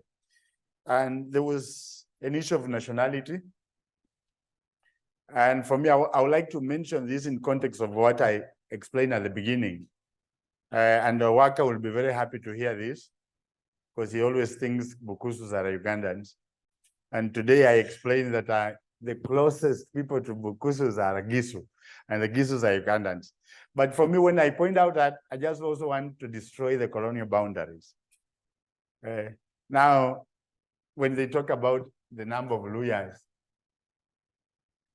it means Luyas in Kenya. when they talk about Nambo Masais, it means Masais in Kenya, in a context of colonial borders, which somehow has created this artificial aspect of how we group people, going by how colonial borders created these structures for us. So there's a way in which there is ethnic nationalism, but even within that, when you look at now the concept of the elephant, when you look at it, Bukusus have a way of showing that nearly everyone else is related to them through that absorbing. They say, we refer to these ones like that because the mother came from that community. So there are many clans associated with the Kalenjins. There are other clans associated with other groups in Kenya. It's in the main paper, but it's not mentioned in this aspect. But that idea of saying our mother was a Kalenjin, because that's how, coming from a very polygamous family, that's how we identify. So I'm referred to as Kimingichi of Mwaya, because my mom comes from the Bamwaya. So we have Walela Omunyore, because my other mom comes from Bunyore. Now, going forward, it means the Banyore have established their chain there. So there's a lot of it in that. One only has to analyze that aspect and it comes out. Lastly, work, myth and reality. That's what I started with clarifying, that the community I'm looking at the coast now, the Wakifundi, they have a myth about how they came to the Kenyan coast. They assume they are Shirazi. And they think there was a shipwreck and they survived that. And now that's how their community has grown from there. They are supposed to be Persians. When you look at them, you don't see any evidence of them being Persians. They might have been, or it doesn't really matter. But for historically, it used to be a good thing to say you are Persian. It was a good thing to claim that Islam came from your fold. It was a good thing to say you came from royal family. So it's a myth, but that has been a reality on structures upon which that community has survived. So we are Wakifundi because we came from the sea and what we had learned in all the places we brought to this land. And the community identity survives on that. Which other reality do we look for? Other than that there exists a community like that. So our sense of myth and the construction of our society and identity relies a lot on that. The other reality is historical. It's not really our realm. And just know that the rest of us, whether it's biblical version of it comes from a myth of creation. Whether it was true, I can always argue that the evidence is that we are here. It means we are created. Any other challenge to it is hard to, we will go into philosophy of where did the human beings come from? And that will be a subject for another day.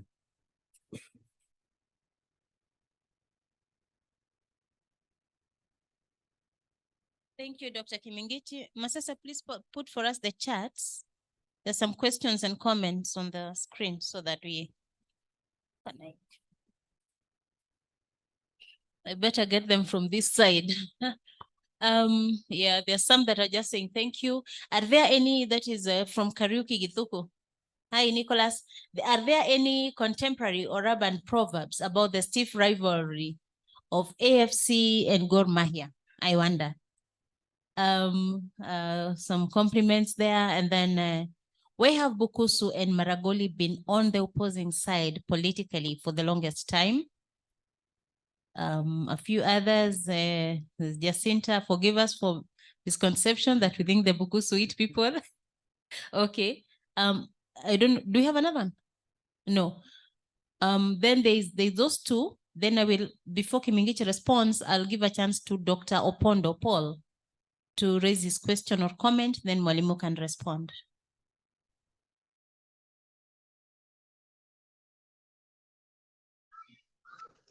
Yes, I begin by thanking Kimingichi for a very fantastic presentation on the central role that oral tradition plays in preserving knowledge and particularly history.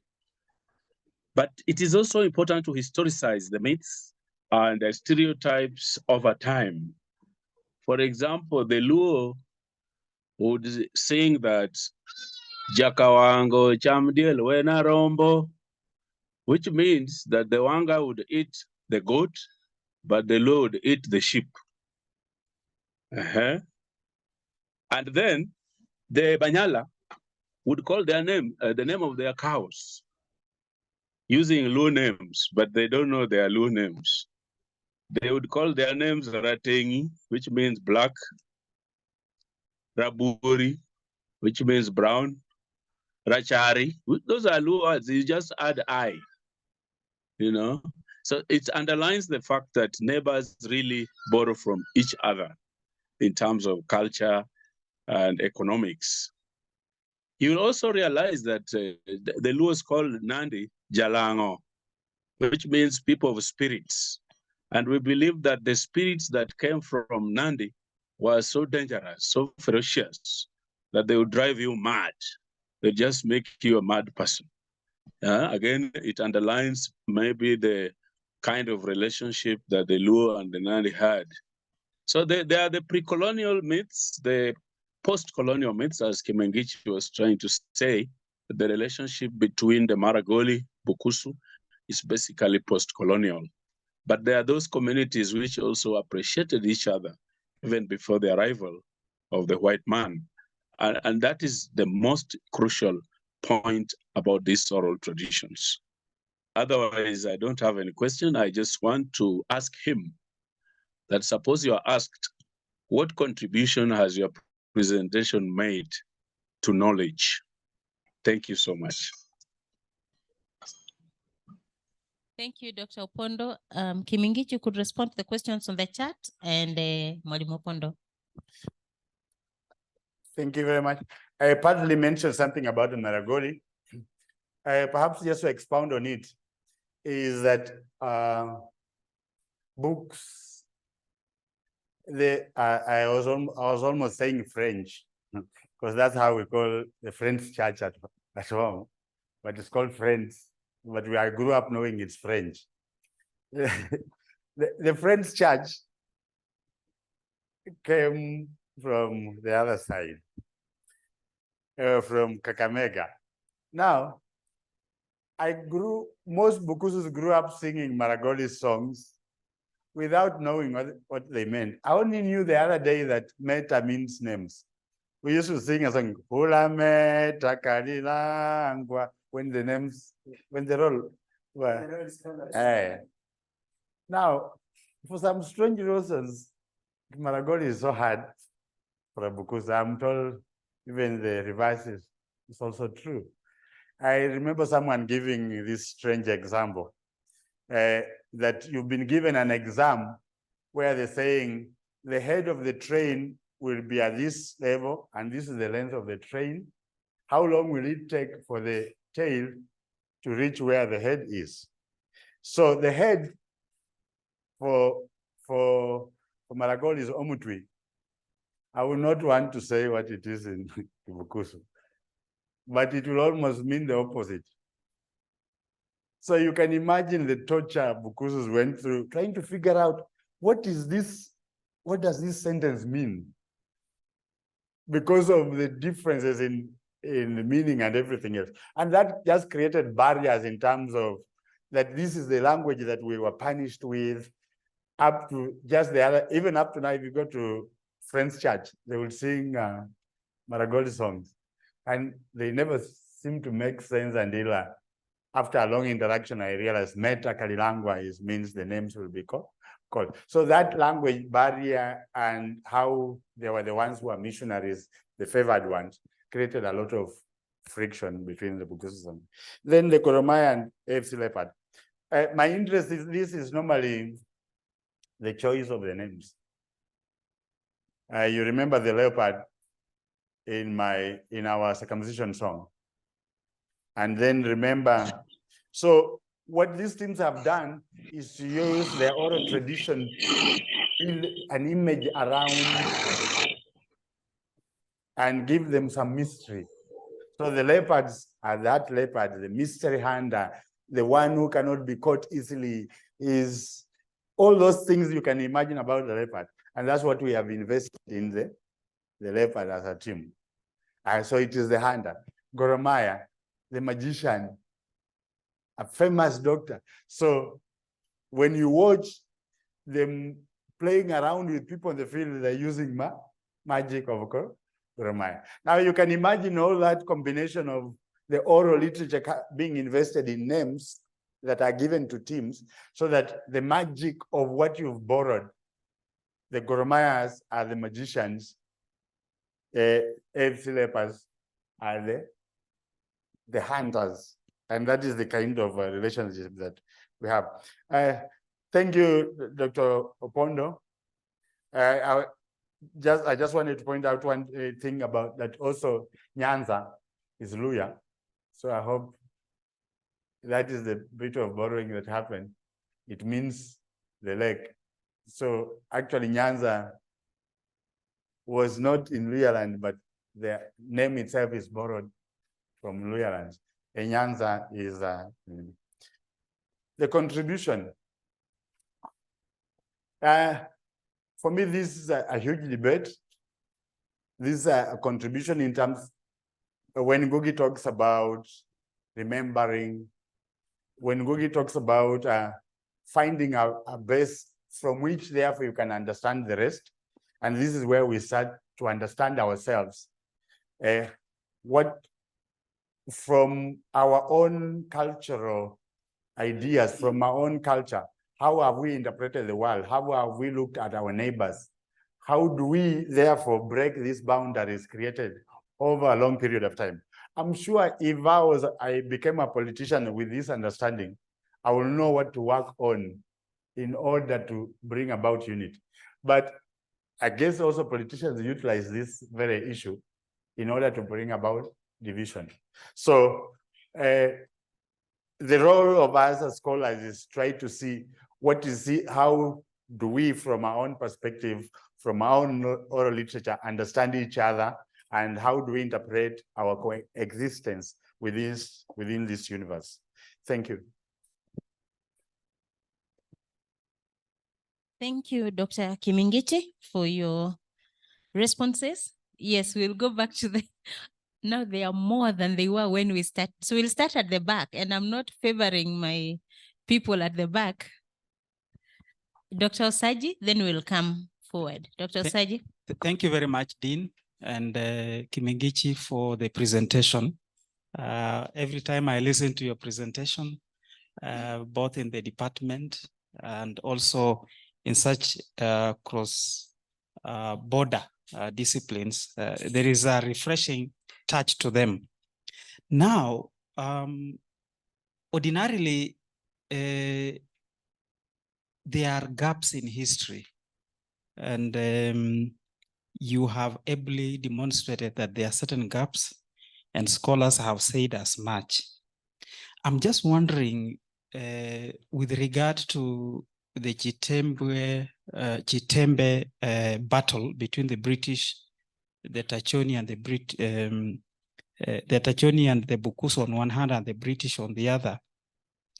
The records are embellished, especially from the side of the Bukusu. The Tachoni, as you've said, they are usually othered, and therefore their record is diminished. I don't know whether there are any proverbs, songs, oral narratives, myths that take account of any nuances that can help us to fill the gaps in the historical record. I'm inspired by this historian, G.H. Mungiam, who acknowledges the importance of folkloric, or what he calls oral evidence, in filling up historical record. And in such acknowledgement, I'm just wondering whether this presentation was a response to any historical or literary accounts that you are either contesting or trying to fill up. Because that's when you answer, for example, the question that was raised by Professor Dr. Opondo online about what are you trying to fill with this kind of presentation. Now, there is something curious about the relationship between the Bokusu and Luos. Usually, communities contest or interact with their neighbors. So the Teso, Tachoni, Kalenjin, Wanga, that's orderly. But when it comes to the Luos, you don't share a border. So at what point, and this is now a gap, if we were using grammatology, we'll talk about aporias and all that, the silences. At what point did the Bukusu then skip other communities in between and then start interacting with the Luos, engaging them in this banter about circumcision and those cultural things? Yet they are not bordering each other and they are not contesting for resources and other things. Yeah, thank you. Thank you, Dr. Osaji. Okay. Sorry, I do not know your name, so just say it. Okay, my name is Amon Kemei. I'm a student at the Department of History and Archaeology. Thank you, Dr. Kimingichi, for your presentation. And you have brought out the origin of we are now able to understand the origin of these stereotypes. We have debunked them, and also we acknowledge the cultural division among the African communities. On the accusation of the being cannibals, the Bokusos being cannibals, where I come from, many Shamba boys are from that area, the Luya land. And when we were young, we were told that you need to feed these Luyas or else they'll eat you. So, maybe, is it because that you said that the Bokusus they love foreigners? Is it because of your nature of loving foreigners and swallowing them, assimilating them, that made the Bokusus and the title cannibals? Because you swallowed the Tachonis, you have swallowed the Bongomek and other the Kalenjin subgroups. Your name, Kimingichi. Among the Kalenjins, they have the Kimingichi. Is there any relationship? Bokusus live in Bungoma, and among the Kalenjins, they have a subgroup called the Bongomek. Is it that the Bungoma comes from the Bongomek? And that is it. Thank you. All right. Thank you very much, Kemei. Professor Siundo. Thank you very much, Kimingichi, for your presentation, and Professor Muchiri for allowing me to ask my question. There was an afterthought. And I would like Dr.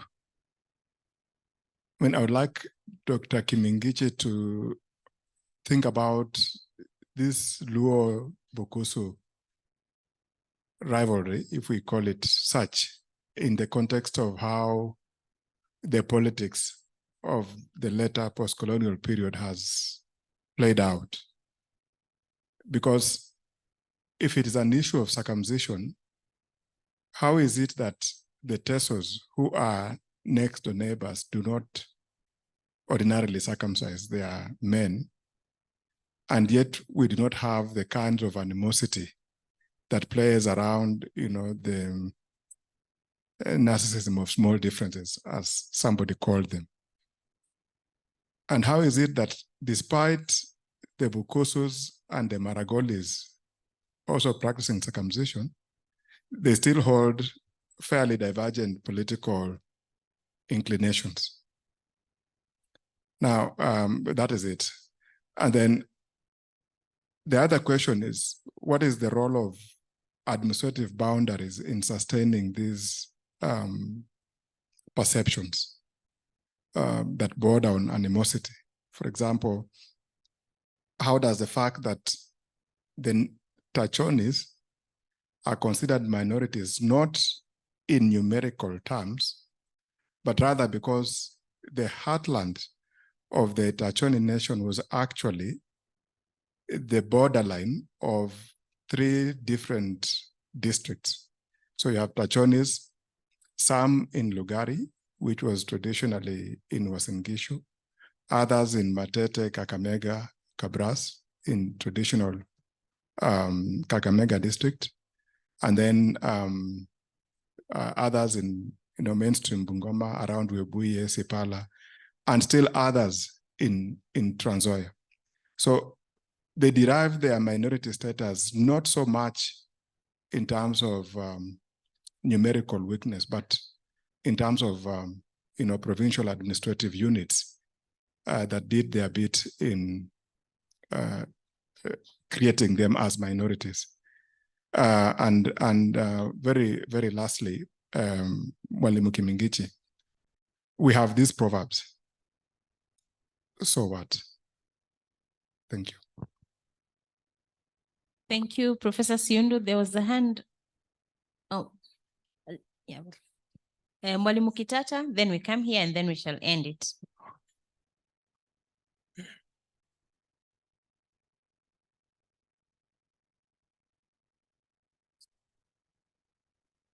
Okay. Thank you, Mwalimu Kimingichi, for that presentation.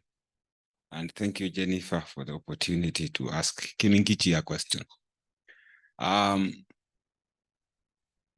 will ask Kimingichi the first question directed to you as a researcher, because I've heard you refer to the Bukusu, then after a few sentences, you refer to them as we. So now you, the researcher, becomes the Bukusu. How is this, how do you reconcile this with the need to be objective in the way you look at a subject? Is your study of the Bukusu as a Bukusu full of subjectivity? How do we trust what you say? Please deal with that. The other question or comment, depends on how you take it, is related to what I say. You have actually told us or explained a Bukusu way of looking at the world, a Bukusu way of seeing and interpreting the world around them. And most of your examples included the mentioning of other communities around the Bukusu, the Tachoni, the Wanga. I actually remember you mentioning the Wanga person who says to the person who is borrowing them money, I wish you saw me yesterday. When you said that, Kimingichi, I was wishing I was a Wanga. Then immediately you say you said they were collaborators.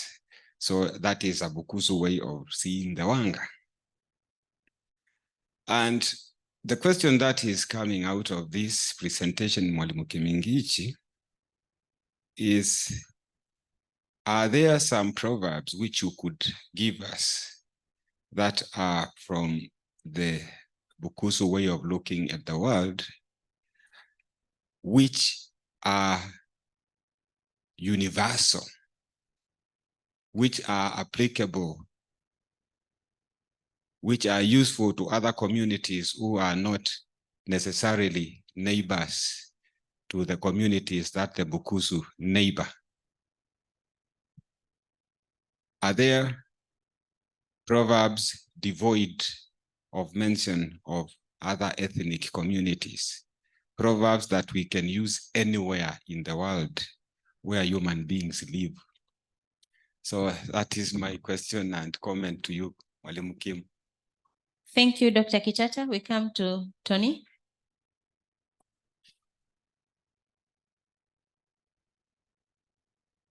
Oh, thank you. Okay, I'll be very brief. I'll read a couple of paragraphs and then I'll make my comment. Sorry, I'll ask my question. This is when you mentioned Masinde Muliro. So we were already disturbing, all this orature was disturbing us right even before independence. And this scene is from where with the Wazungus who are perplexed about this at Lancaster House. So by the February of 1963, however, Duncan Sandys was ready to visit Kenya and hear the report of the Regional Boundaries Commission chaired by Sir Stafford Foster Sultan, whose members had carefully toured the country and listened to 210 deputations before drafting their recommendations on how Kenya was to be carved up into 6 regions.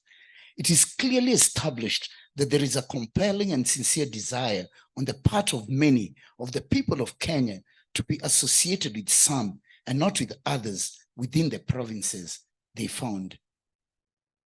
For example, the Kamba were dead set against being paired up with the Maasai.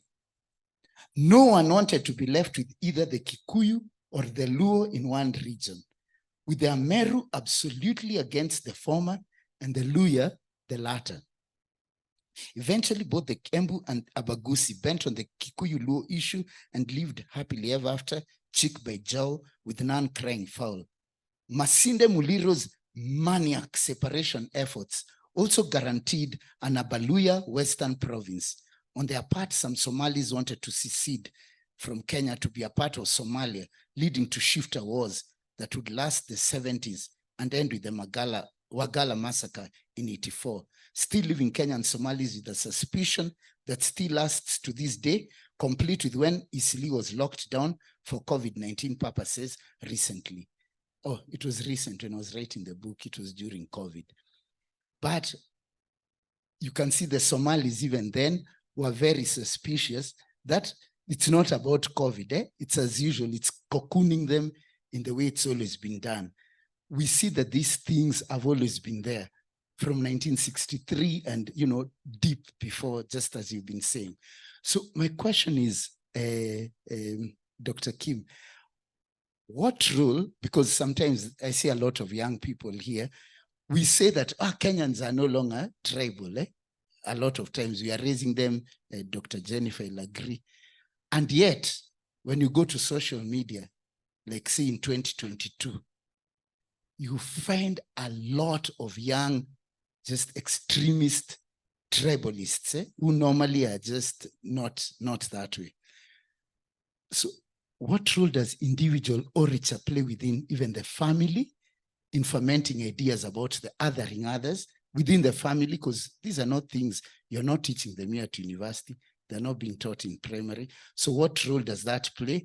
And then in sustaining across long periods, this type of orature, sustaining certain hatreds that only come out during big cataclysmical moments, like what has happened now with Israel and Palestine. A very good professor friend of mine, I was very shocked to find out how Zionist he is, and yet he looked like a globalist. And then, when you start talking to him, he tells you about the grandfather, the Nazis, and so on. So this orature within the family unit. Thank you. Thank you, Tony. Dr. Mshai.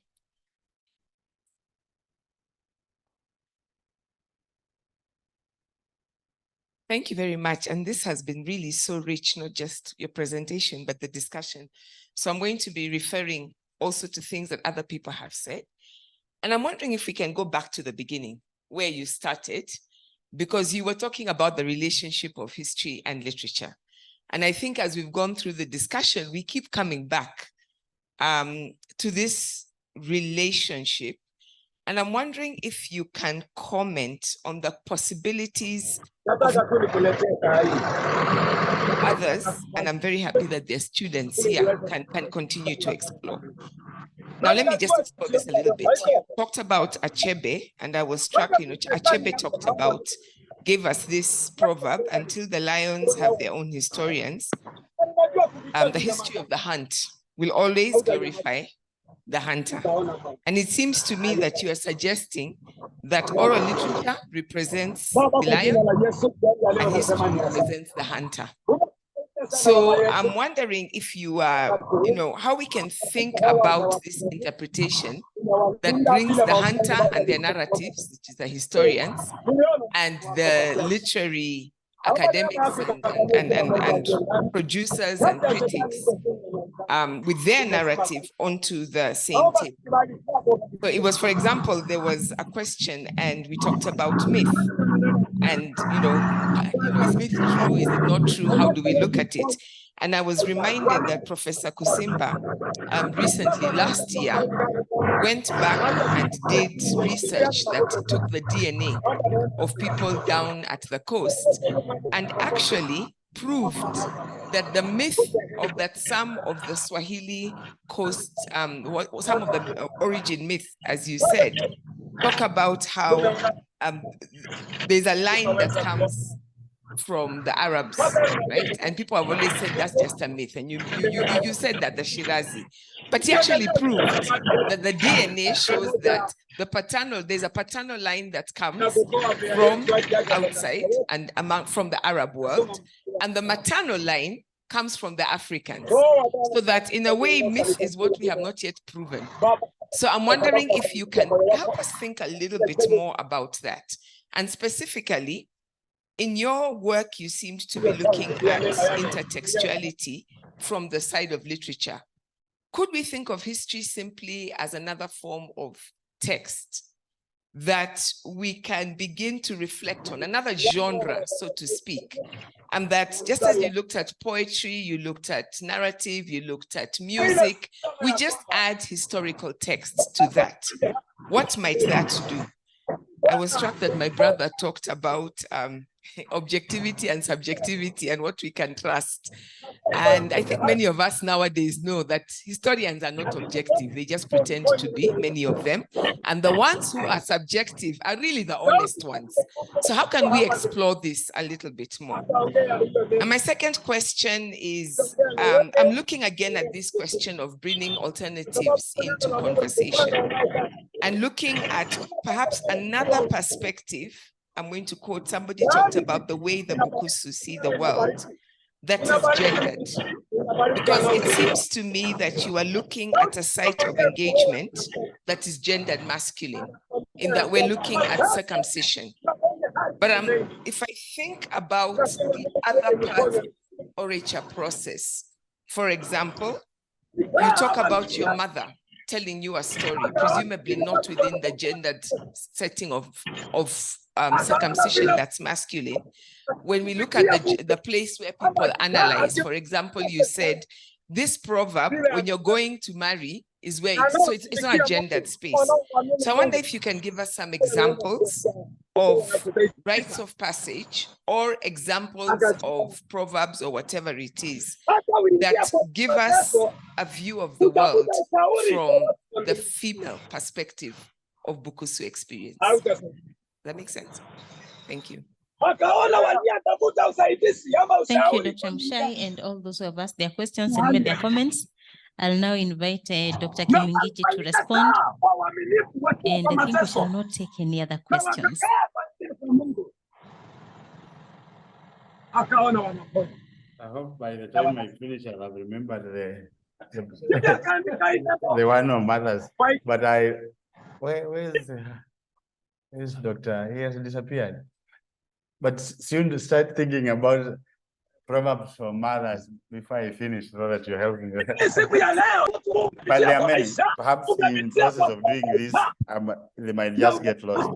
Dr. Sachi, the idea is there was a seminar, call a seminar in Kibabi, which I also helped organize. And our focus then was on forgotten histories, narratives of people who you've had in your village. They fought, but you've never seen anything written about them. But you read the mainstream one, books, they confine the fight for independence to only the figures that you read in books. So this, when I was looking at this, I had read many history books, even just description of Chetambe or a description of Bukusu participation in World War, for example. And they write it in 2 lines. There was an Ine backed by who, and then it ends there. So this for me is a counter to that narrative about how when you're writing your story, you can easily wipe out the rest of the stories. And there's a whole debate in Kenya about that, whether in fact Mau Mau was restricted to Kikuyu land or where. So it depends on who's writing the story. And this for me is a counter to that big narrative about where it's going. The Bukusu and the Luo, you're asking about the distance. I pointed this out. Look at how the proverb and the reference to Luo it lacks depth in how much they understand the Luos. It is reference first to the idea that they don't circumcise, just that. It is, we circumcise, they don't circumcise. That is the one thing they know. The second bit is simply about distance. The one who walked slowly walked up to Luo land. Recognition that Luos stay very far. So that's why I was saying, because of distance and lack of interaction, the proverbs around them or issues around them are not huge. And that brings me to what Professor Shindu was asking about modern day differences. And for Luya, one has come through football, the rivalry in football, but they still call each other Shemeji. So therefore, despite the football, there's always intermarriage. You'll find among, I think among Maragodis, they're the ones who are resistant to that because they neighbor Luos. So their interaction is different. The kind of attitude between Maragodis and Luos is totally different from the perception from Bukusus because they have not had that kind of friction that is every day. You somehow, Professor Shindu, tried to answer the very question you're asking about use the Tachoni to explain for me the Teso. The Teso, like in Bungoma, majority of the Tesos are almost in Uganda. And I said, when you're a minority, you look for strategies of surviving in a hostile environment. And that's why they ate the dog in the ceremony of reconciliation, because you know you'll be beaten if you fight a neighbor who said their overwhelming majority. Thank you for listening to me. Although I promise not only to dance once in the arena, I've come back many times. I hope I display different styles of dancing. You didn't notice I'm a bad dancer.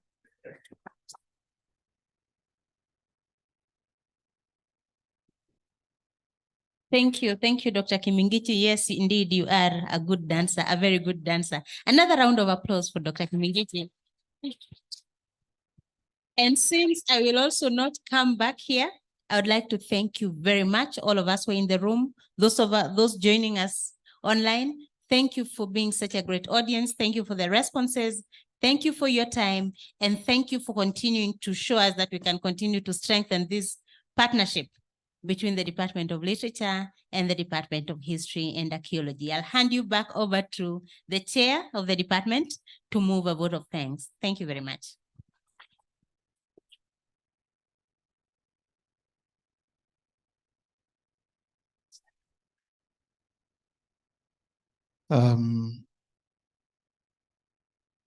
It's taken a long time, but it was worthwhile, I think.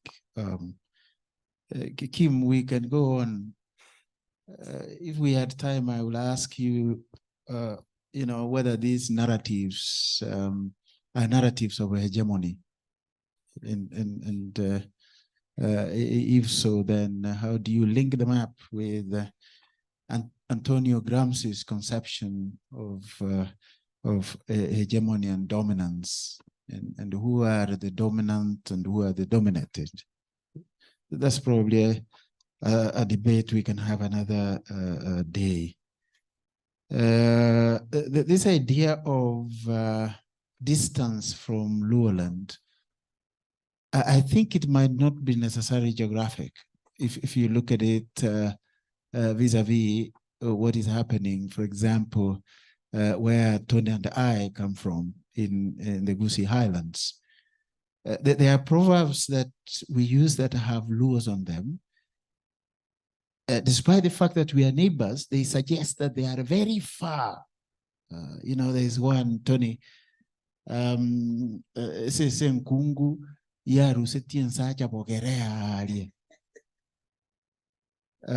means a female dog brought a male dog all the way from Lowland.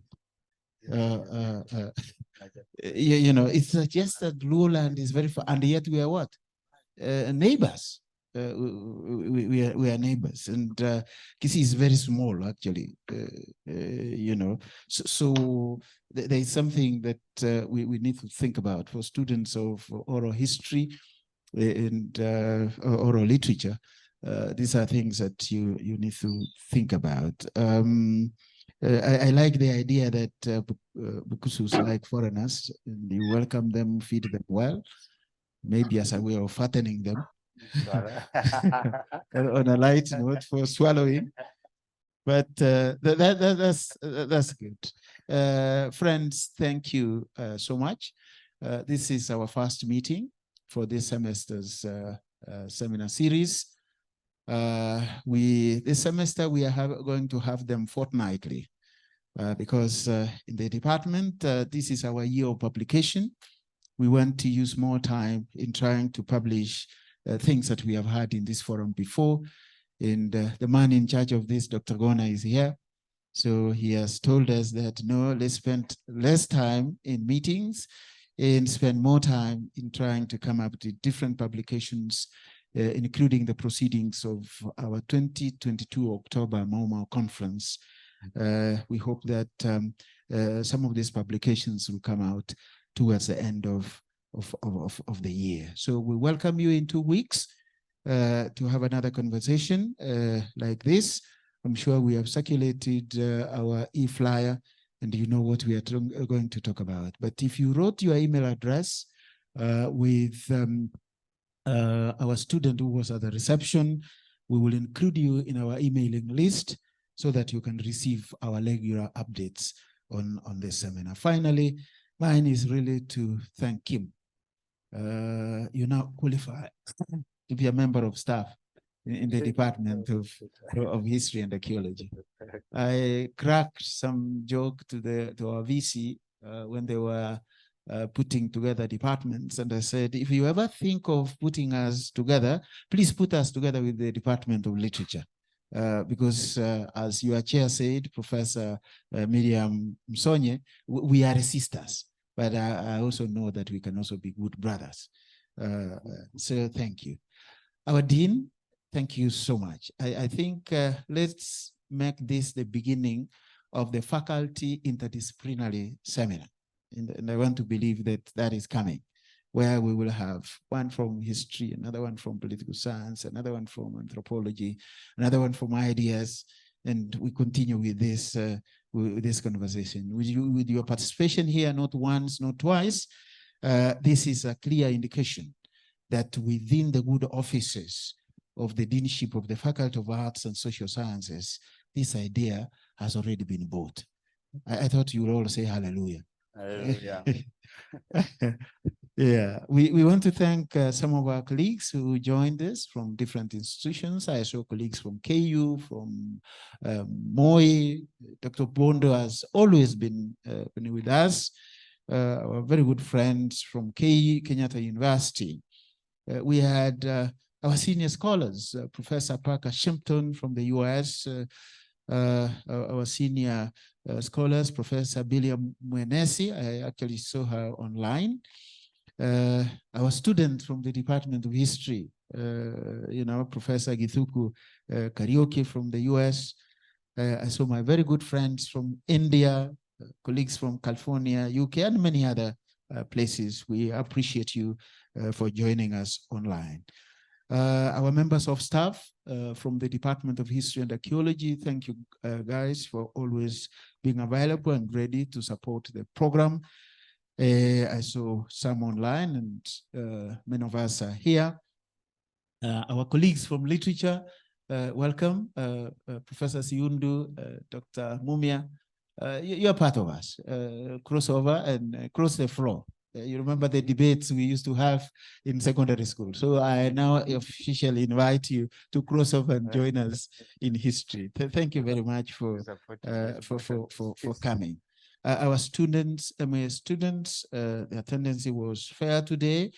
Our bachelor's students, well done, guys. I saw quite a number of you, both from the Department of Literature and also the Department of History and Archaeology.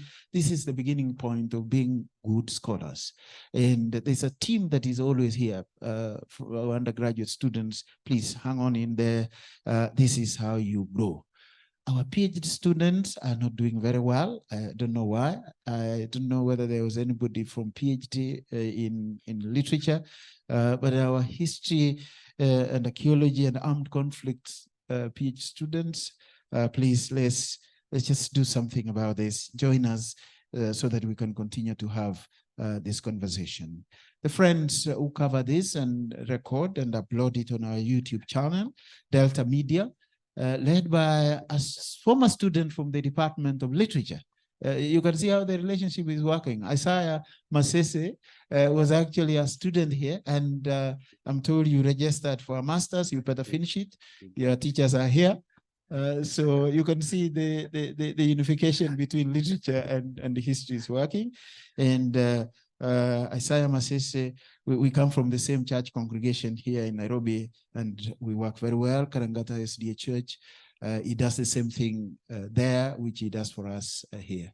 And with that, ladies and gentlemen, thank you, and God bless you. We meet you in 2 weeks. Thank you very much.